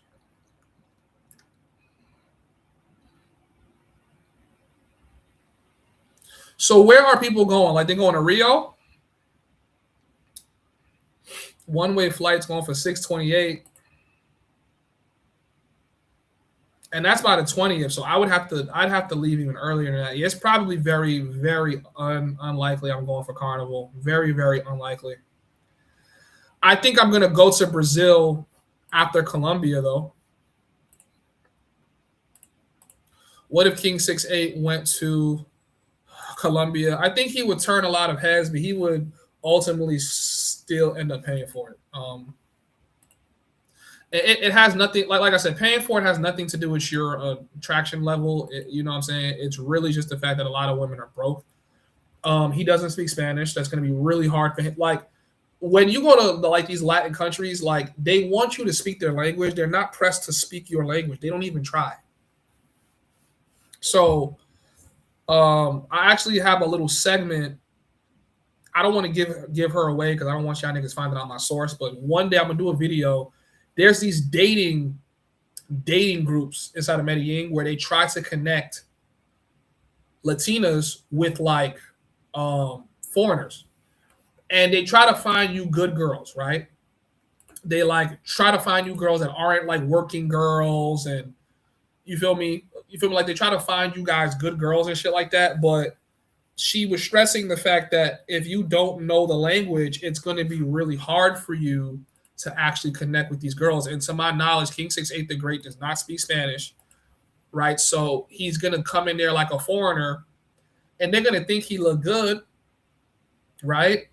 And like, I feel like when you look good, the only thing that happens is that after they fuck you and you don't want to give them money, they're not that mad about it, but they still are going to ask you for it. Like, or even if it's, you know, like even a regular girl, it's like you're going to be trying to talk to her, but like a regular girl is not really going to give you the time of day because you don't speak Spanish. And then if she speaks English, she won't ask you right away, but she'll definitely like she wants you to cover her Uber, food, like you feel it coming. Like it's like the okay, I'm giving myself to you. Like, are you gonna take care of me? Like that's how all of them they're raised from birth to think like that. So it's like you're not gonna escape the transactional nature of Colombia. You're just not. You have some financial expectation no matter what. Even my little shorty inside of Colombia, I didn't really have to trick, but she wanted me to trick. That was one of the biggest reasons why we had a fallout, because I'm like, yo, I'm not paying for your hair and nails and all this other shit, and you're ungrateful about it too. Like you think it's something I'm just supposed to just give you. It's not gonna happen. When I'm with you, we could do nice shit, and I'll cover that. But that's it. But at the end of the day, in her head, she don't want to spend $1 of her own money. So it's kind of just like, you bad, yeah, you don't be out here and niggas don't know you like that, but you're still a bill. And you're a headache at that. Because every time you go outside, every nigga, even niggas in Mars, is looking at that ass like, damn. You know what I'm saying? Like, and she friendly. So you feel me? I'm like, hell no. I hate a friendly bad bitch. You gonna be having a heart attack every day. Oh my God. And she talking to her. Even if she ain't gonna do nothing with these niggas, I don't even want a nigga thinking he can have my girl. So I'm like, nah. I don't really want that headache. I think Remember My Name still in Brazil. A few of his vids popped up recently. I actually think I follow him on a gram, and he was leaving Brazil. Something like he fucked up his camera or something like that. So like he's leaving Brazil, or he left Brazil and he'll be back or something like that. I think after 2026, I kind of want to get away from the passport bro countries. I think I want to spend more time in Europe. You know what I'm saying? I want to get away from the passport bro countries. You know, I want to spend some more time in Africa. I think 2027, I'm definitely gonna just like, you know, this year I'm gonna go to all these places I haven't been. You might even catch me in the DR for a brief 3 to 5 days tops. But I think I want to spend more time outside of these passport bro countries because I just want to have an experience and content that a lot of people can't say they had. And I feel like the only country I've been to that I actually caught that on camera where I'm just having a completely different experience was when I went to Japan. Right? So yeah, no hoes, no girls, but I had a better. I'm lying. It was mad hoes. I just ain't getting none of them, but I have it on camera. So I have great footage, interactions, you know, people taking photos with me, treating me like a fucking celebrity in Japan. It was good vibes. Overall, I feel like my Japan trip was more fulfilling than my Philippines trip, even though in the Philippines I was bagging regular pedestrian shorties. Actually, I have one of them that's still texting me now. I'm like, man, this another. Like, I'm not mad about being in these countries, but sometimes I be reading y'all niggas comments, and y'all just make it seem like if I'm not in fucking Dubai dating a doctor, I'm like failing as a man. And sometimes, well, most of the time it doesn't bother me. Sometimes it does. It's like, damn, you niggas don't give a nigga no credit unless I'm standing on top of the Empire State Building juggling 3 bad bitches. Like, give a nigga some credit. Hit the like button, chat. Hit the like button, all right? You guys came in, you blessed on the super chat. Let's see if we can get a cash app coming in. All right. I shout out to all you guys that came in with the super chats. I don't like asking you guys to send them, but I feel like sometimes I have to remind you guys, like, hey, you guys should send a super chat. I've been streaming for a minute. I'm giving y'all some games. So you guys came in and flooded up the super chats. I appreciate that a lot. Let's see if we can get the cash app rolling in, and let's get the likes in. I really want some likes, all right? Even if you can't send a cash app, hit the like button, join the Discord. We got 60-something people in here. I know all of you guys are not in the Discord. Join the Discord, please. It would mean the world to me because when we launch, obviously if you're in the Discord, once the Homies app is full and ready to go, I want all of you guys on the Homies app. So please, the Discord for me translates directly into users on the Homies app. The Homies app is what's going to take this shit to a whole nother level. I promise y'all, you guys have never seen a guy like me on the internet ever. So give this shit a chance. I think the app is going to blow up. My guy, talk to me, Ralph, in the building. Lo siento. Let's go. Europe is underrated like Switzerland, Italy, Spain, but Africa look like a movie, even North Africa. Yeah, so I want to go to Switzerland. I want to go to Italy, and I want to go to Spain. I want to deal with the European chicks. I want to be out there in some European drip. I like niggas ain't go, oh nigga, you only go to passport, bro, places. Like, no, nigga, I'm out here in Europe with some bad Spaniard bitches. Nigga, what's up, nigga? Nigga, what you talking about, nigga? So I'm trying to be on my shit like that soon, right? But the bag gotta be right. I don't like living just average anywhere. I want to be above average, right? I want to be in Europe popping bottles with bad Russian bitches. Like, I want to, feel me, like how much a penthouse cost. Like, feel me, over here in these third world countries, because I'm broke. I could live in a penthouse and it's not going to fuck up my budget, but I can't do that shit in Europe. Like, most of us can't fucking do that shit in Europe. Like, tomorrow, if I go and say, yo, man, let me get a villa with 5 bedrooms and a pool, man, I'm about to shoot some content in there. I could just pay that and just have that. You know what I'm saying? Like, I can't really do that in Europe, but I would like to. I don't want to be in Europe trying to penny pinch and be a regular guy. I think I could go be a regular guy in the U.S. So if you go expat, nigga, do it right. Get your bag up. Huh? Get your money up, nigga. You niggas do a lot of talking. Get your bread up, nigga. Get your bread up, nigga. Fuck out of here. That's how some of the richer niggas that be in the chat that like work in tech be talking. They be like, nigga, your broke ass, like Shadowhawk, your broke ass gotta go to Colombia. Even though he be in Colombia, your broke ass gotta be in Colombia. Nigga, I'm in Switzerland with 2 Swiss bitches. And I'm not paying them, Cap. That's Cap, nigga. Stop it. Super Cap, Shadowhawk. Says you doing your thing, gang. Don't let nobody tell you different. I appreciate that, bro. I feel like some niggas talk down on me because they hating, bro. Fuck it. You know what I'm saying? I was just telling my boy, I can't really drop the gems on you, but me and my boy Ralph, we talk every day. Make sure y'all go follow his channel too. Me and him talk every day, and I was like, yo, bro, I just want to do something different, bro. Like, I just want to, like, I'm really trying to know what it's like to be a playboy for real. Not for fake, for real. Like, for real, for real. Real playboy shit. Like, just do something different. Niggas ain't never did before in their life. I think we're going to set the tone with this villa party coming in March. Y'all going to see the type time I'm really trying to be on moving forward. I feel like there's just certain shit I'm going to do that's just going to set me so far apart. I'm like already set apart, but this shit is going to be like, nah, this nigga's on another level. I'm trying to be on another level with this shit, bro. Now that I'm going into 30, my mind isn't, man, let me settle down and find a wife and have kids. Not to say I'm not down to do that, But I just want to do something different. My man just came from Dubai.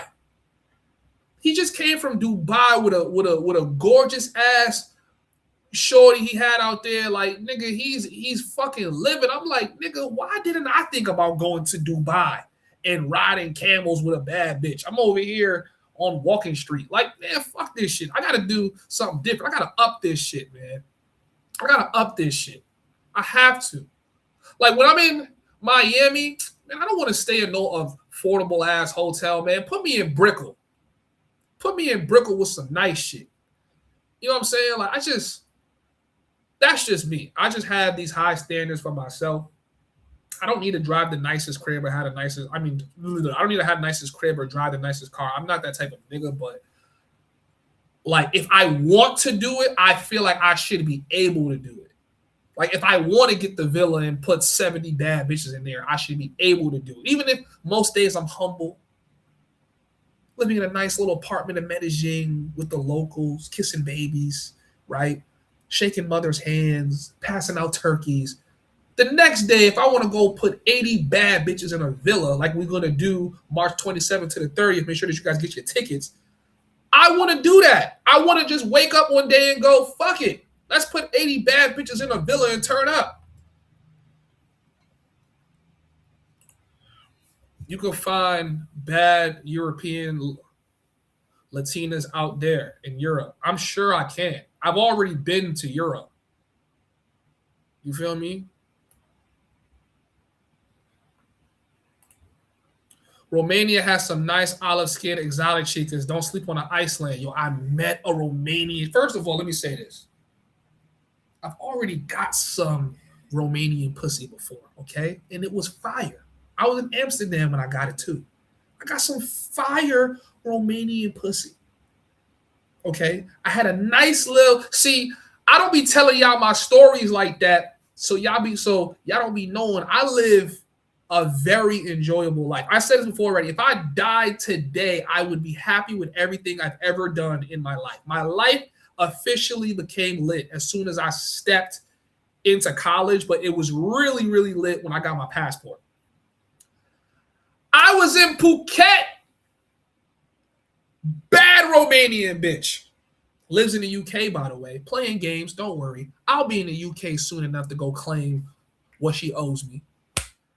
I was just in Phuket 2 months ago. Bad Romanian bitch. We playing back and forth, texting each other how much we want each other, but we keep playing because she want me to play her game and I want her to play my game. I already know when it's time to get her and I'm going to put that through the mattress. It's going to be fire.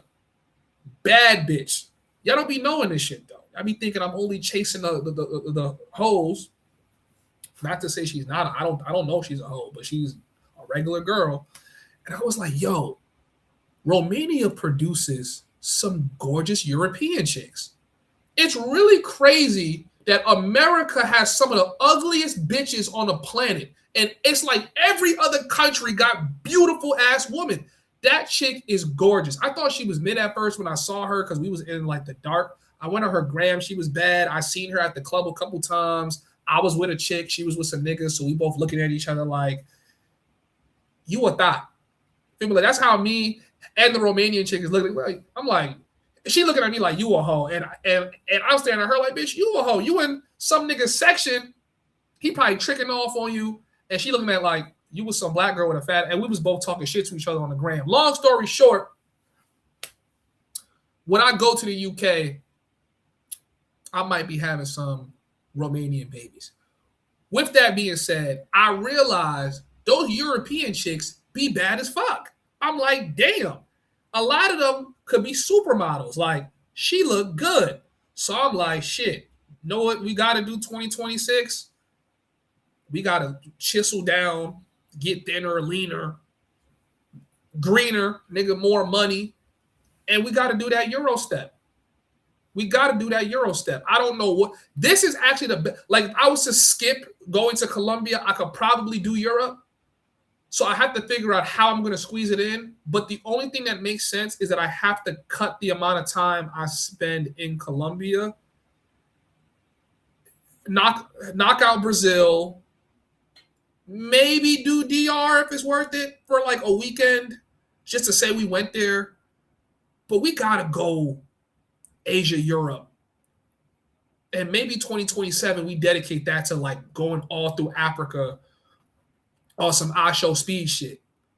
If you have a kid, will you stop traveling? Woo! That's a fucking tough question.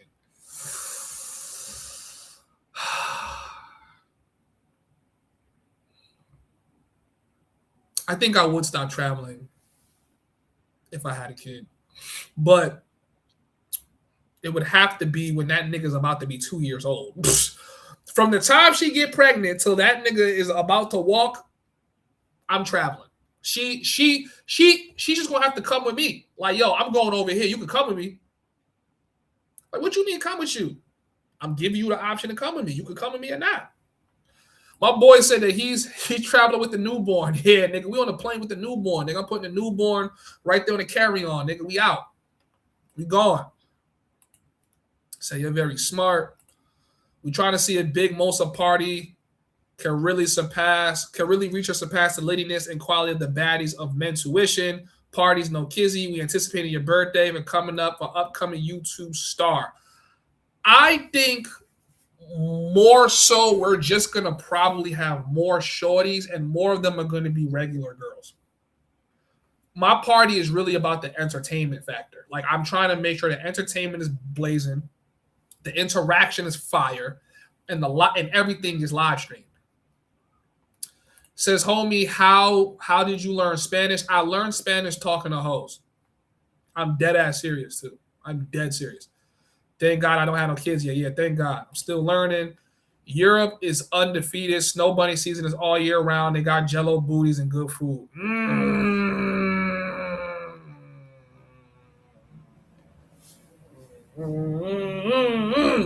I don't know, man. I've been like developing like snow bunny fever as of lately. I think it's because of one of the dudes in the Discord. He always dropping some fine milk in the chat. I'm like, yo, who that?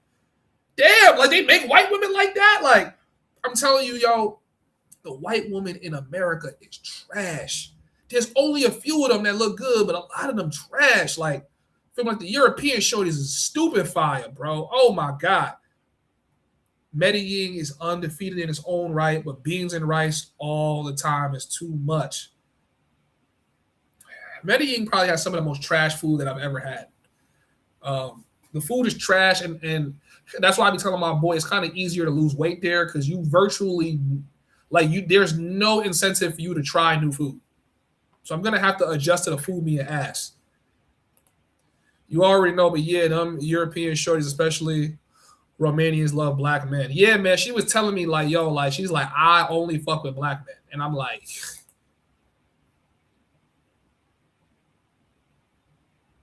listen, black man. Listen to me, black man. Look me in my eyes when I talk to you, black man. Listen to me. Stop caring about what these other niggas are saying about white men and how much women prefer white men. The girls that like black men for real. And they be bad. And they be thick. It's like as soon as she's born with the possibility of having a nice bubble butt, she's automatically attracted to black niggas. Like, stop caring about how you performing and who's preferred. Look for the girls that is looking for you. Because when she told me she only fucked with black niggas and she was applying pressure, I felt like she was dead serious. Like, she was coming off like, nigga, I'll lick the chocolate off your skin. Like, oh, word? You moving like that? God bless you, baby. Because since then, every girl I see that say she like black men, they usually only fucking with black niggas, and they love them some black niggas. Get Brazil out the way first. Yeah. I think we're gonna do Brazil at the same time that we're inside of Latin America. I don't think I'm gonna leave Latin America without going to Brazil. I don't think so. No, you need 2 weeks in the DR, start in Bonao and go all the way to East Las Terrenas. I might have to book a consultation. I need to know the prices of what it's going to be in DR. If DR is one of those places where I'm spending like $200 on rent and there's bad thickianas everywhere and they're not greedy as fuck, I might give DR a chance. But right now, like I told you guys before, I virtually don't see anything in DR I wouldn't catch in Colombia. Another thing that would have me actually stay in DR is if it's safer than being in Colombia. If it's not safer, I'm only going to be there for maybe a week. Probably a week. I never stayed 3 days in any country, so I'll probably more than likely be there a week. In America, the only place to see bad, thick snow bunnies is Texas and the Midwest. Yeah, I need to like make a map of where the baddest bitches are on the planet and go and live there for a moment. I want to run into all the thickiana snow bunnies. Like I went to college in upstate New York, and there were a lot of thick ass snow bunnies, like white, like blonde hair, blue eye, thick. Some of them had. There's one chick. Shout out to her, Daniela. I know she probably married right now, and I don't want to offend her husband, but god damn, that was the thickest white bitch I ever seen in my life. That shit was like. That shit was like CTG booty. She's from upstate New York. That shit was crazy. Says skip DR, bro. Is that the real Don Banks or is that another troll?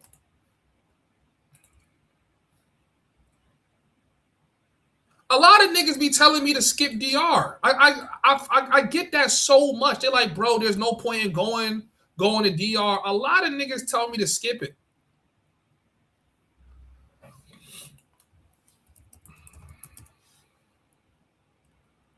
Okay, that's my nigga Don Banks in the building. What up, G? Says skip DR, bro. Listen, bro. I'm coming to Brazil. Niggas got to show me what it is, nigga. I'm coming to Brazil. I don't know when, but I'm coming to Brazil. I'm coming to Brazil. Let's get it. I got to run through Medi. We had a party coming up too, Don. If you could make it, nigga. I know you busy out there. You got to put the whole weight of fucking Brazil on your shoulders, but I'm having a party in Medi March 27th to March 30th. Pull up, nigga. This shit about to be a fucking movie. It's about to be a fucking movie. A lot of people tell me to skip DR, right? Like I said, I don't see anything in DR that I can't get from Colombia. You feel me? And I feel like it's cheaper inside of Colombia. Like I know all the bad hoes I know in Colombia, they go to DR because they feel like they're going to make more money in DR. So I'm like, shit got to cost more there. You know what I'm saying? So I'm like, I might just stay in Colombia. I'll do Brazil for like 30 days. See, now you niggas all saying skip DR because Don Banks said it. Y'all niggas some glazers, bro. If we do DR, I would only do DR for like, just to say we've been there, right? It was like kind of like with Thailand. I'm like, man, I don't really care about Thailand. And the niggas was like, yo, bro, you should just go to Thailand just so you know what it's like. Now that I'm here in Thailand, I'm very grateful I came here because if I didn't go to Thailand, I would have never went to Japan this early, and I would have never went to the Philippines. Never. You could go to Eastern Europe, but no Pookies allowed. Best foot forward. They not used to seeing us. White girls have been evolving the last couple of years. They all getting thick. Yeah, bro. I'm not gonna lie to you. This is gonna be an unpopular opinion. I might get canceled if this little clip go viral.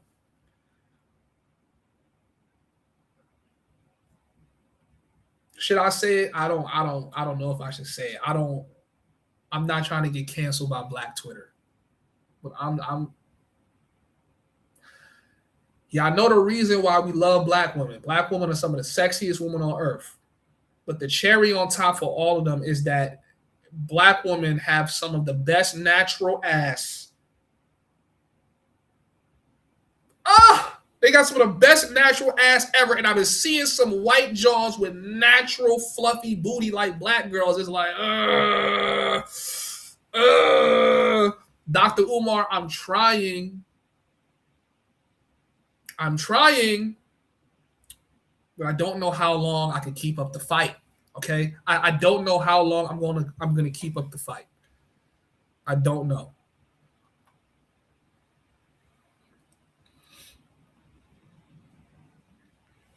I had a little African John last week. If I put her on video, viral. If I put her on video, viral. That booty she got is fucking ridiculous. Matter of fact, I'm about to text that bitch right now. Hold on. Because we might need to just do a video before I leave Thailand, man. But I was thinking to myself, I'm like, I could just go get an Afro Latina. But I'm like, but she's really straight out of Africa, though.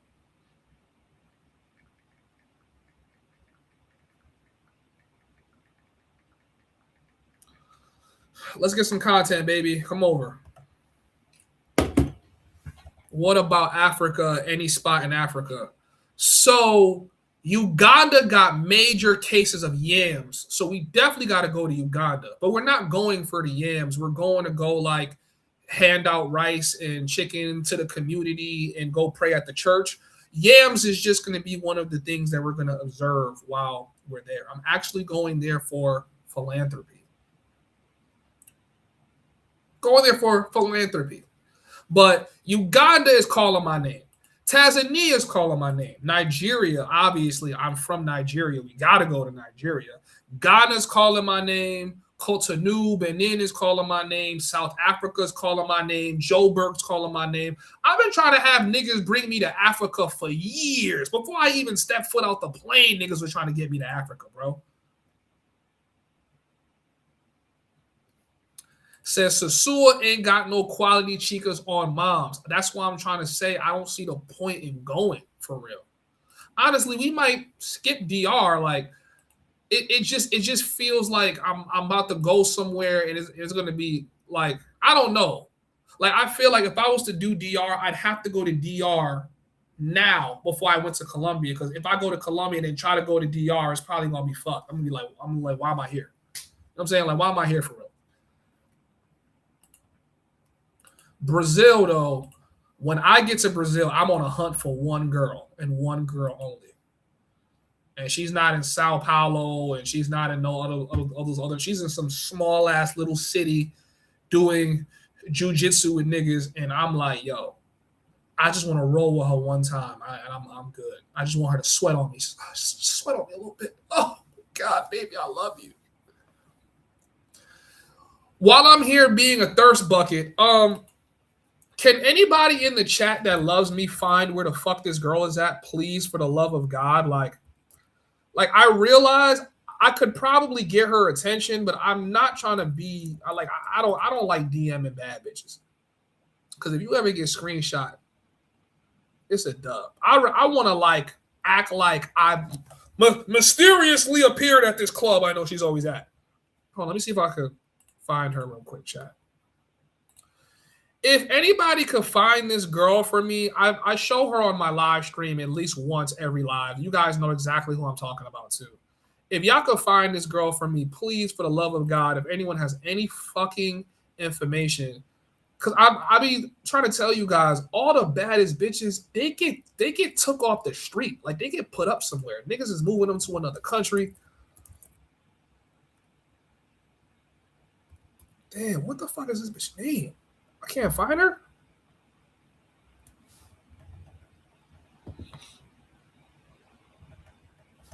Damn, yo. Hold on, chat. I thought she was from Colombia this whole time. I learned that she's actually Venezuelan. Let me see if I can find her. Marian. Okay, that's her name. Every time I see this girl, it's like I could fucking lift up a fucking mountain. Like, Every time I see her, it's like a fucking boost of adrenaline. I need it bad, chat. I need it bad, chat. I need it. I need it bad, chat. Yeah. Yeah. Yeah. Yeah, nigga. Yeah. Yeah. You guys know I'm gonna pull her up every chat. Every stream, I'm gonna pull this bitch up at least one time. I need this. It's the glasses. It's gotta be the glasses. It's the glasses. Now, some of y'all gonna say, bro, she not even all that. Shut your ass up, nigga. This bitch thick as hell. Shut up. Shut up, nigga. Shut up. Fuck you talking about? You ain't talking about shit. This bitch thick as hell, nigga. If I just need information, all right? I'm not subbing to the OnlyFans. I got too much pride and ego for that. I'm not sending her money. I'm not doing none of that. I just want to meet. I just want to be outside and meet her. I feel like if I was to cross paths with her, I could get it. I could get it. I know she getting a bag off the tricks. I know niggas is super tricking on this. She got like 300,000 inside her Telegram. She's getting to the money for real. Okay, she has like 4 or 5 grams, like 100K plus. I want to know who found her. Where'd you find her? Was she always this bad? Did you build her up? Did you pay for surgery? What did you do? What did you do? And then I found out she's Venezuelan, and this is even more of why as soon as they open the border, I'm leaping across that shit. Like, as soon as it opened up, if you guys can't tell, I like big women, okay? I don't like little skinny mini ass bitches. I'm African. I like heavy set. I like bitches that's 170 and up or look like she 170. But I like girls that look like they in the gym like this. Thick thighs, thick everything on shorty. Need it bad, nigga. These are some of her worst photos, actually. I'm not actually seeing any of her really good photos that she used to have up. I think her reels go crazy. Like, bro, look at this shit, bro. She's my eye.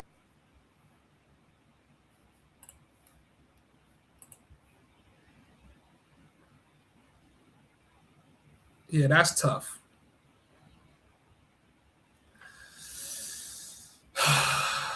That's tough, bro. I'm just trying to get to the level of life where I have like 3 of these in the crib at all times.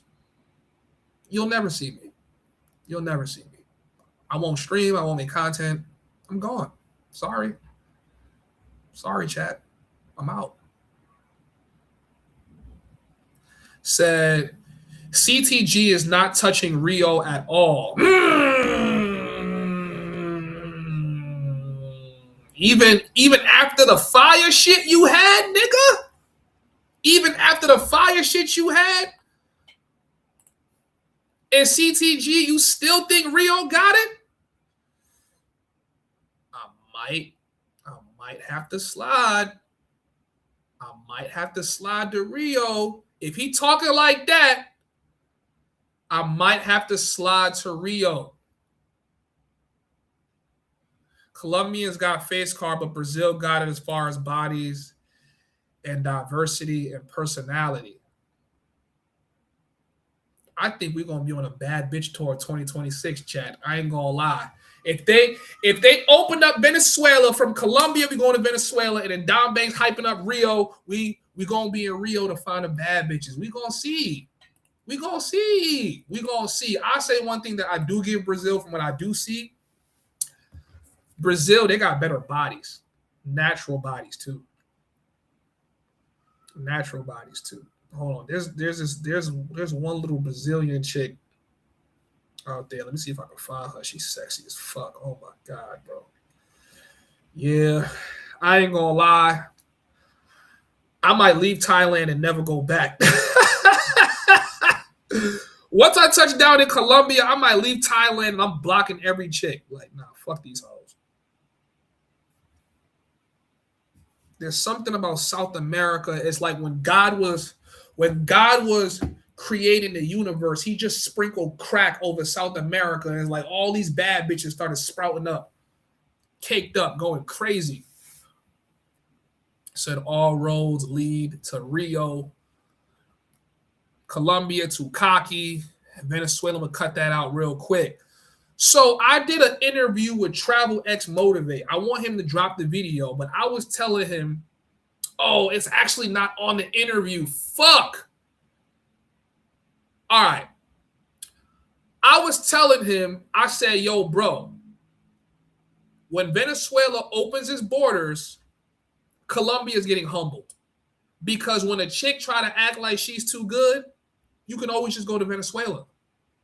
And Venezuelans are going to be way more open because they haven't had foreigners in influx the way that they're going to have foreigners. So this is a really good day and age to be a traveler and be a nigga that could speak some Spanish. Because if they open up Venezuela, everything is going to get equalized. Y'all think, yo, bro, they ain't many. They overcharging for everything. I promise you, if they open up Venezuela, it's a wrap for all that shit, nigga. We are going back to the golden ages of Colombia, nigga. Come there with 25 cents and some cocoa bread, nigga. You lit, huh? You lit.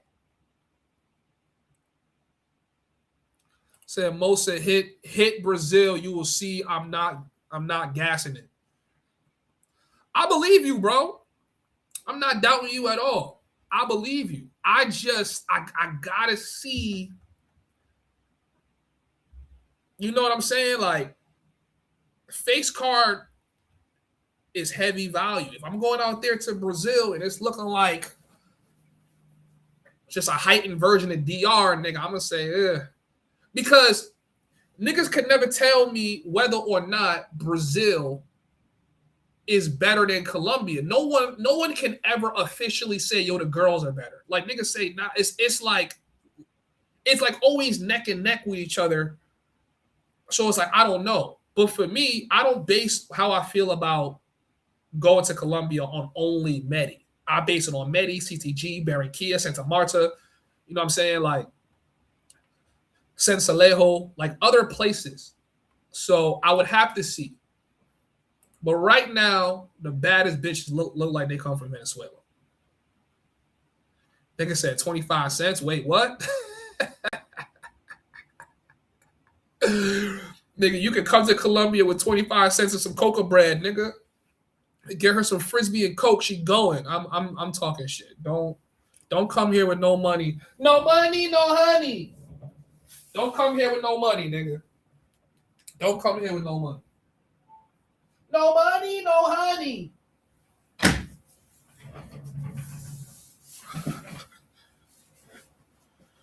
Face equals Colombia, body and vibes is Brazil from what I've seen. I can't say that either. You know why I can't say that either? Because I've met bitches that are from different towns, from small towns, and they have dope-ass personalities because they're not working bitches. So you feel me? So it's like, I don't really know. I couldn't really tell you. I just have to go to Brazil. But Don Banks is not the only nigga that told me that. Steve's been telling me that. Al's been telling me that.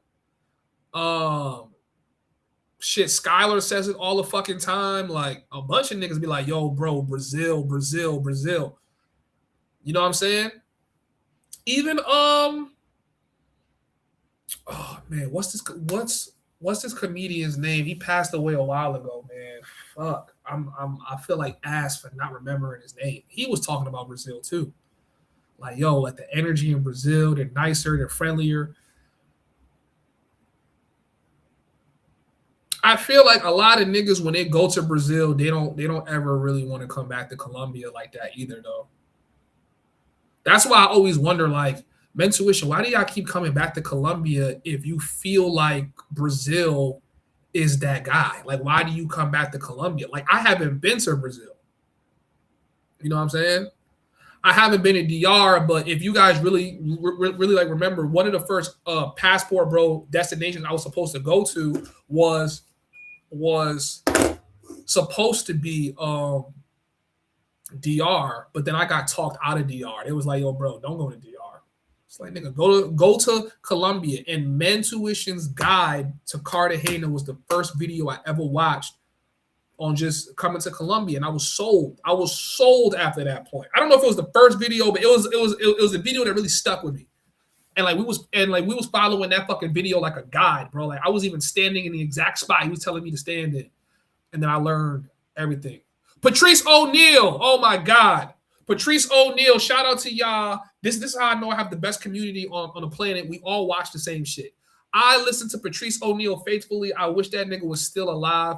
The anger and the tenacity he feels towards these hoes, I feel like shit in every bone of my body. Like, fuck you bitches. But I love you bitches. KBS in the building. What up? What up, my nigga? He said you got to go to Brazil at least once. You meant to say one time in your life. I get it. KBS. I think we had this conversation. You told me something. I might have been a little drunk and high. Why the fuck would you go from Brazil to Colombia if Brazil is that much better? I just need niggas to tell me this. Said Mosa is hard-headed as fuck. Why do all you niggas say that? I'm not that hard-headed, bro. I be listening to niggas. I do. I listen to y'all. Just I don't listen to y'all when you want me to listen. But I listen to niggas. You can't say I don't fucking listen to niggas. I listen to y'all. Yo, I get called hard-headed so much in the space, bro. I'm not hard-headed, bro. I be listening.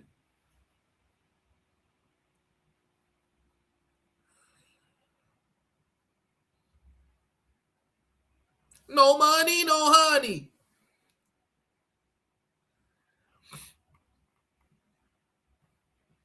Listen, chat, y'all doing a whole lot of conversation about travel. Can you find what country this bitch is in?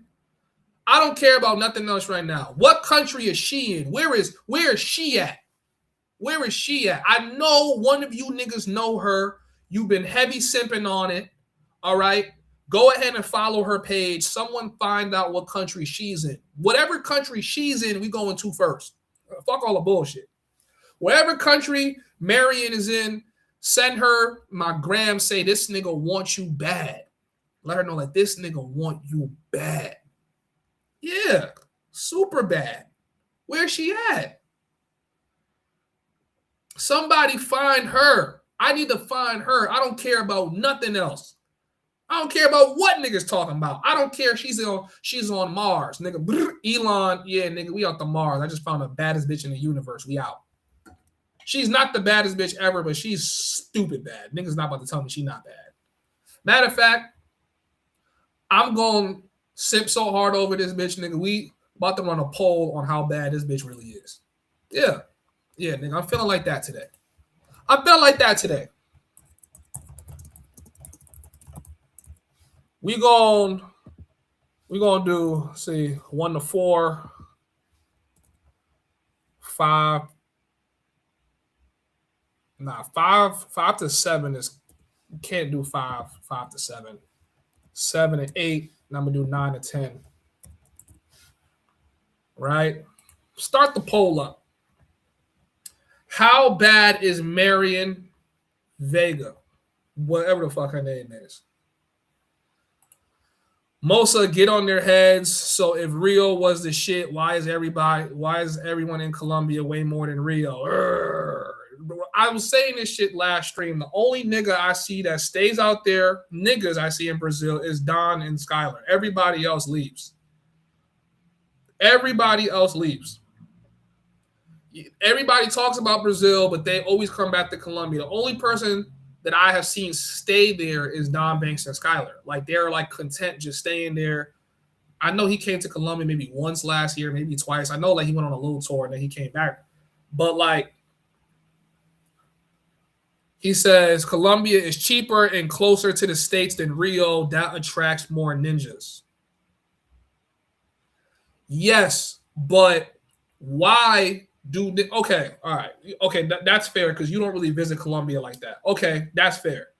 So I can't really ask Don this question because he's out there. I need to ask a nigga that has been to Brazil, had the capacity to stay in Brazil and didn't. Those are the niggas I really need to talk to.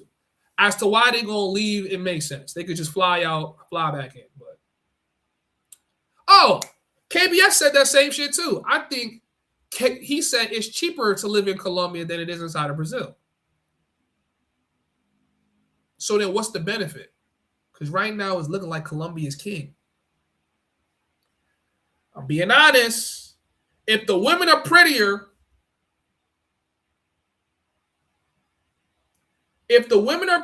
inside of Colombia, okay, they're not all built as nice, but there's a lot of really nice built bitches in Colombia. Let's be real, right? And it's cheaper. Wouldn't Colombia be a better pick? Especially if Colombia and Brazil are dangerous places to be?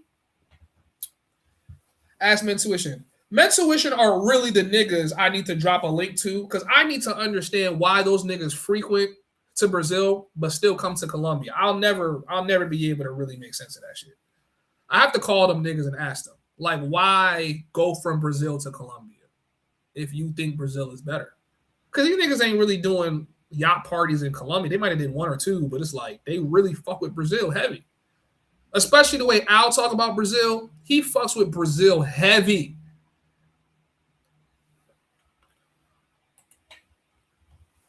I don't view this as a competition. Just go to where you want to go. Brazil and Colombia are both tough. Well, when it comes time to living in these places, it matters. Because you have to remember, Dashiki, I'm like a permanent expat. I'm always on the go. Even if I'm back in the States, I'm not going to be in the States for more than a couple weeks. I'm just handling some shit. I'm out. So I got to know where is best and why, right? And obviously, as a young nigga, I'm going to want to have some hoes. So I got to know, like, where's best and why. I got to know what I'm going to get myself into. Shout out to Kwame. He comes up with the $4.99. He says, your event will be my first trip to Colombia. Let's go crazy. Buy your ticket, bro. Buy your ticket. If this is your first time coming to Colombia, bro, I got you, my nigga. I got you, my nigga. Hit you as soon as you get your ticket, even after the party, if you still around, nigga, we going crazy, bro. I'm telling you. Even though the event is from the 27th to the 30th, if you guys cannot make it to the event, I'm still going to the club. I'm still going to be around some bad hoes. We still going to eat good and do content. Pull up. It's going to be a good time. It's going to be a vibe. Run a poll. I got a poll running right now. I want y'all to tell me how bad this bitch is. 18 votes. That's not enough. We need more people on the poll. Nigga said a 7 to 8. Hell nah. She's at least a 9. I wouldn't give her a 10, but she's definitely a 9 for sure. To me, she's a 9.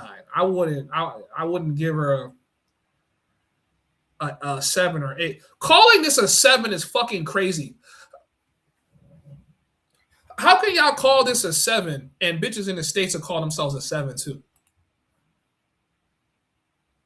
She's not no 7, bro. This is a 9. To me, the face card, I would give it a 6, but the body make her a 9 automatically. The face, I'd give a 6 or a 7, but the body make her a 9. And the only reason she's not a 10 is because the face card is, at average, below average a bit. Face card is not really all that. Body is stupid crazy. Whether she got work or she don't got work doesn't even fucking matter. Doesn't even matter.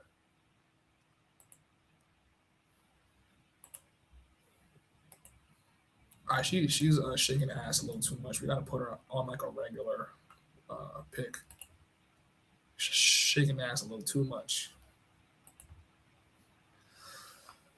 What I think some guys like to have their options open. That's what I do. I will always go to Brazil and Colombia anytime. Doesn't matter.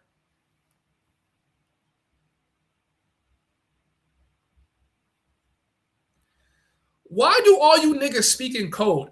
Tell me why you went from Brazil to Colombia. I want to know. Brazil don't got this.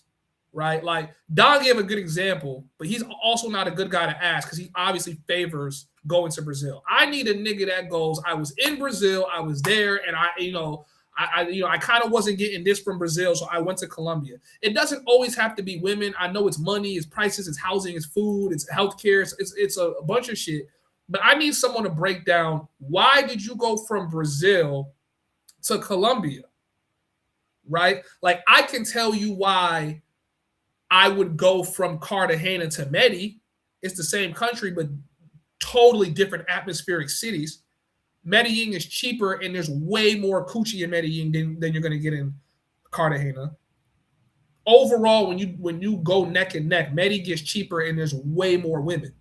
But Cartagena has more Costeñas and has more Afro Latina. So if you're into that, go to CTG.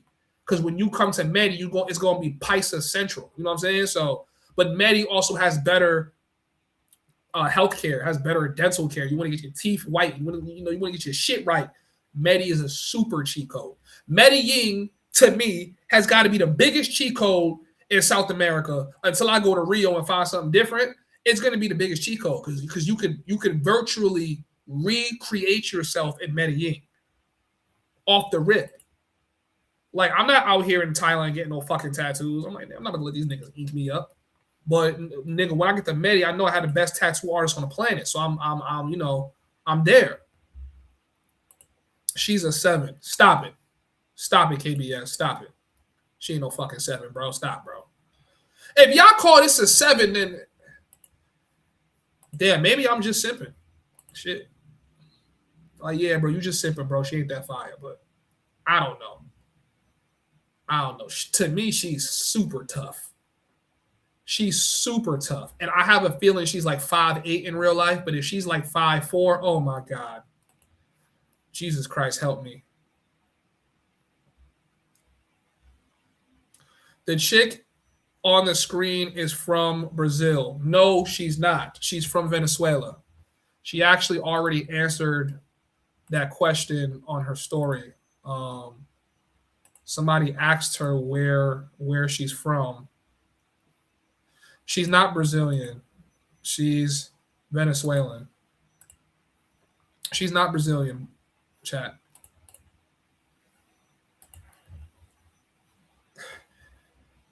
Someone said somebody voted a 5.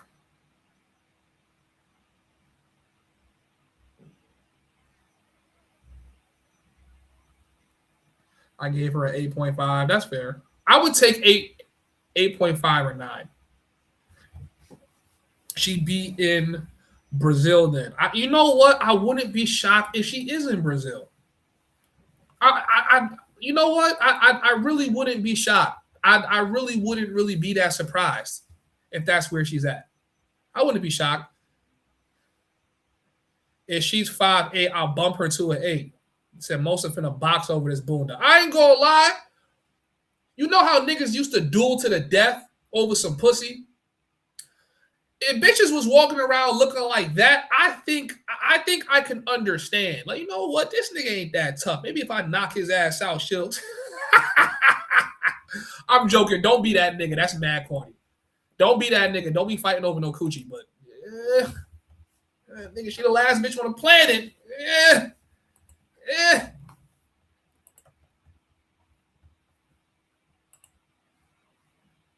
About to be out there like fucking Achilles from Troy, nigga.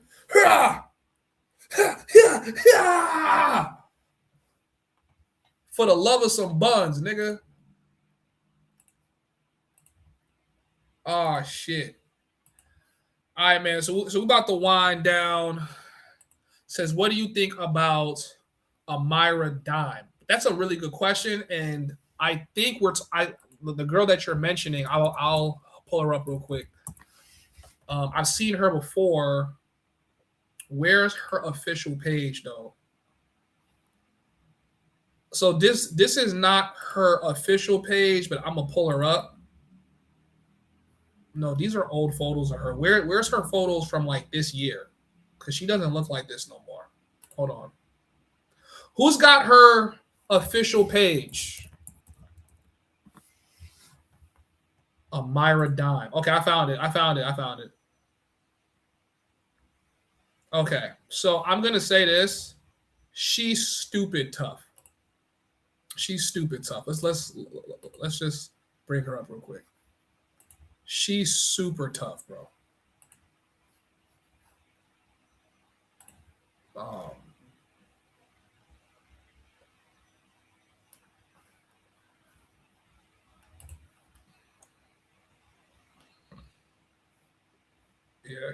This live is definitely coming down, chat.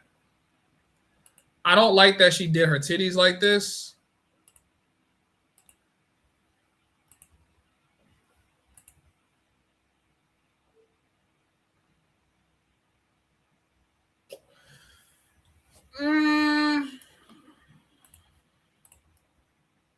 I think for me, I think she's doing too much. She has one reel that made her extremely popular. At least put her on my radar where she was going crazy. But I noticed in the past year she got like a super BBL. To me, she's doing too much. I think she should have kept the booty that she had. YouTube, if you fucking get rid of my account for putting this bitch on the screen, you ain't shit because she is fully clothed. Her ass is just eating those tights. So yeah, I think she's just doing too much. Like, granted, is she foldable? Of course she's foldable. It's not even a fucking question. Don't ask me no stupid shit. We're just judging her objectively. If I saw her on the street, I wouldn't try to talk to her. I don't even care if she was standing outside. I wouldn't. I just think she's doing too much. Her 2023, 2024, hell yeah. But I feel like she's not comfortable in her own skin, and it's kind of apparent. Like, it's like hard to explain. Like, I think she's bad for sure. She's still a baddie, but she was a lot better when she had just like a little bit of ass injections. Now she has like superhuman tits. Like, what are you gonna do with a chick like that? It's one thing to look at a chick like that. It's another thing to be in bed with a chick like that. Like you gonna be looking at this bitch like you have everything flying all over the place. Like, you know what I'm saying? Like that's not really my thing. I like a sturdy chick. Everything's sturdy, but it's well put together. I don't need your shits popping out your chest. I don't need your buns going at. I mean, the buns is gonna be fun. You know what I'm saying? Like, the buns gonna be fun, but she's doing too much. I liked her a lot better when she was like. Let me see if I can go back to some of her older videos. This might have been before she got her titties done. Let me see. Yeah, it don't matter what the fuck I'm saying. This bitch is tough. This bitch is tough. I'm talking out my ass, nigga. If I see this bitch in person, I'm on that, nigga. I'm on that, nigga. What you talking about, nigga? I'm on that. I'm on that. But I liked her better around this stage. Like, you see how the booty's a little smaller, like she's not doing too much. I liked her better when she was like this. When like she was like that, to me, she was a lot better. Like, you see, like you can see. Like, I like women that got like the little like petite shits. I don't like shorties that have these fucking humongous, gigantic. I can't do it.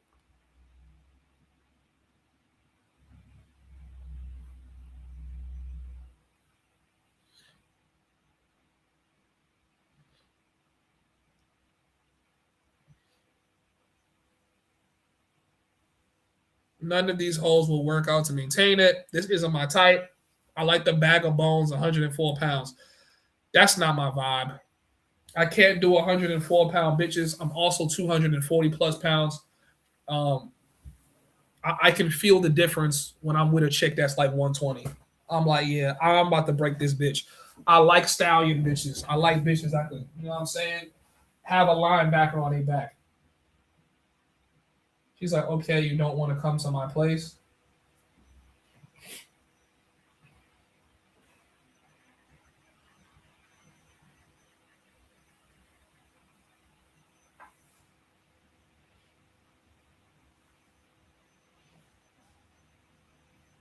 This girl always trying to get me to come to her crib. Thailand is the only place I would go to a girl's crib. I've been to a couple girls' cribs in Thailand. I never go to any girl. I don't even go to girls' cribs in the U.S., but Thailand is where I be going to girls' cribs. Y'all niggas and them chalupas. I'm turning into Rambo for this. This is the worst.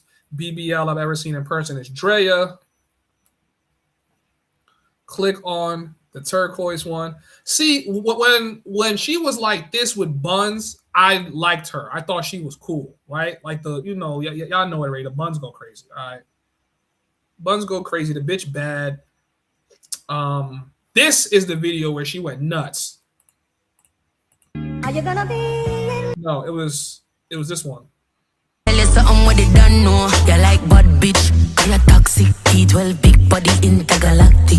You want me boom pon it cocky get mud sick. You want me put it in a casket. Chop up on it all, put it in a sports chastic. For roll you not go when me there. Pon your map stick, yeah, let me go. Cause you know me, I'm hot like stall. Make you jump over defense in a deep recipe. They don't know what I know. Pussy clean, I shut you like a brag. Woo!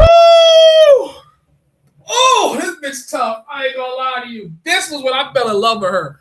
When I saw this video, I said, this bitch tough. I said, this bitch tough. Fair use, fair use. Fair use, fair use.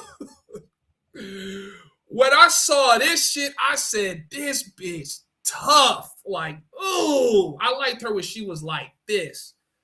All this extra excess titty, like, why are you? And it's what I'm telling you. These bitches be perfectly fine the way they are, and they just keep enhancing themselves to the point where it's like, yo, you're like, what the fuck is this?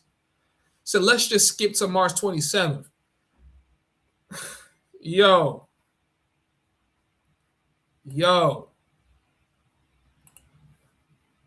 This was when I fell in love with this bitch. I said, this bitch is super duper tough. That shit moving like fucking jello. God damn, nigga.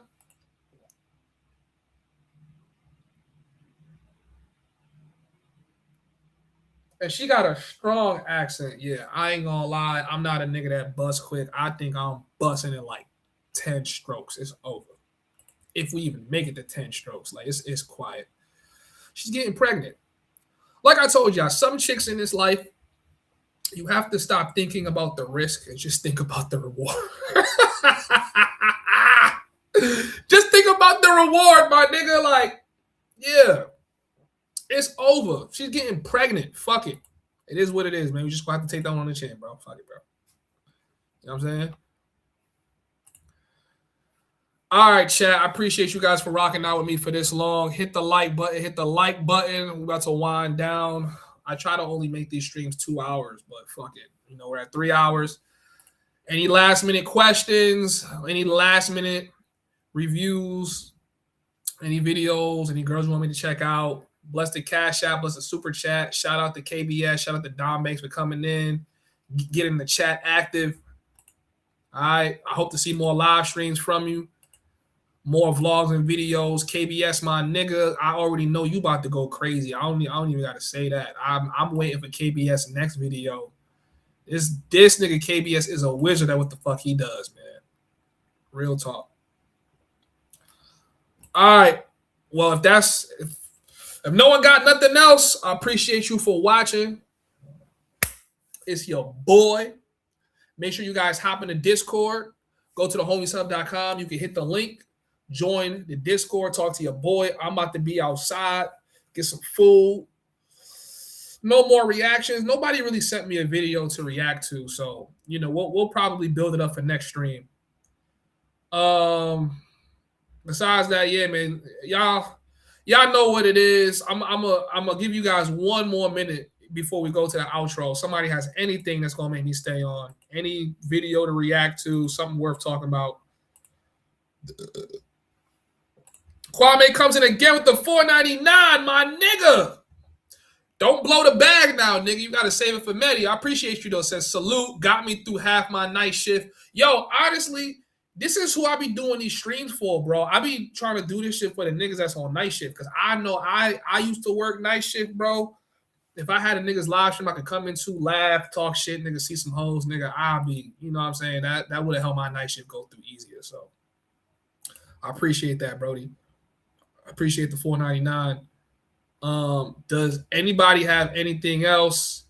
Yo, travel lover, man, just join the Discord, bro. You ask a lot of questions that I would answer or you would have answered when you just step into the Discord. Get yourself the membership. Come and check out the Chica channel. You want to see what the quality is. I post everything in my Discord, bro. You know what I'm saying? Certain shit I can't put on YouTube. I can't share. And nowadays, I have like 50 girls that follow the Homies Hub channel. So, you got to be careful about that. Sometimes y'all be seeing them in the chat.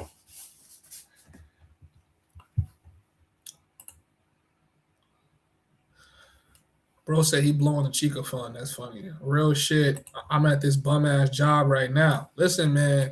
Y'all niggas getting money. Your money helping you make plans to travel. That's all that matters, bro. As long as you have money to travel, you don't have to be me, right? You don't have to be traveling 24/7. You don't have to be that guy. If you get into the check, you get into the check. Just make sure you make time to travel. And if work is going to stop you from traveling, well, now we need to consider another line of work. But besides that, get your money, niggas. Get your money on, huh? Get your money on, nigga. I'm in the mood for some salmon and fried fish. I'm in the mood for some shit. I think we about to go to Culture, man. I think I'm about to go get some grub.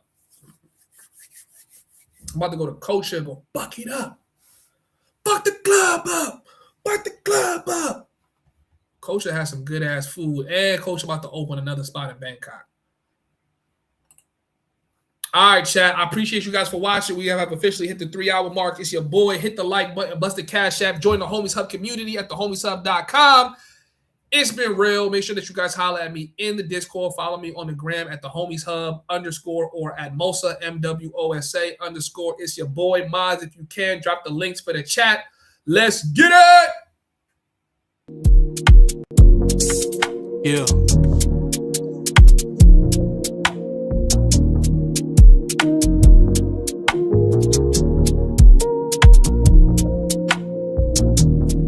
She know me as king, but today I told her she'll see me as sin or a god. Bow down, it'll give me your eyes. I come before you, but not as a mirage. To be the answer to all of your prayers. Get it now instead of waiting on later. Need a man that isn't stricken by greed. I'm only stricken when you get on your knees. Girl, don't pray for me, you can pray to me. It's blasphemous if you don't believe. Cause I bear the fruit, but not off the tree. But I bear the fruit to show you you're free. Don't pray for me.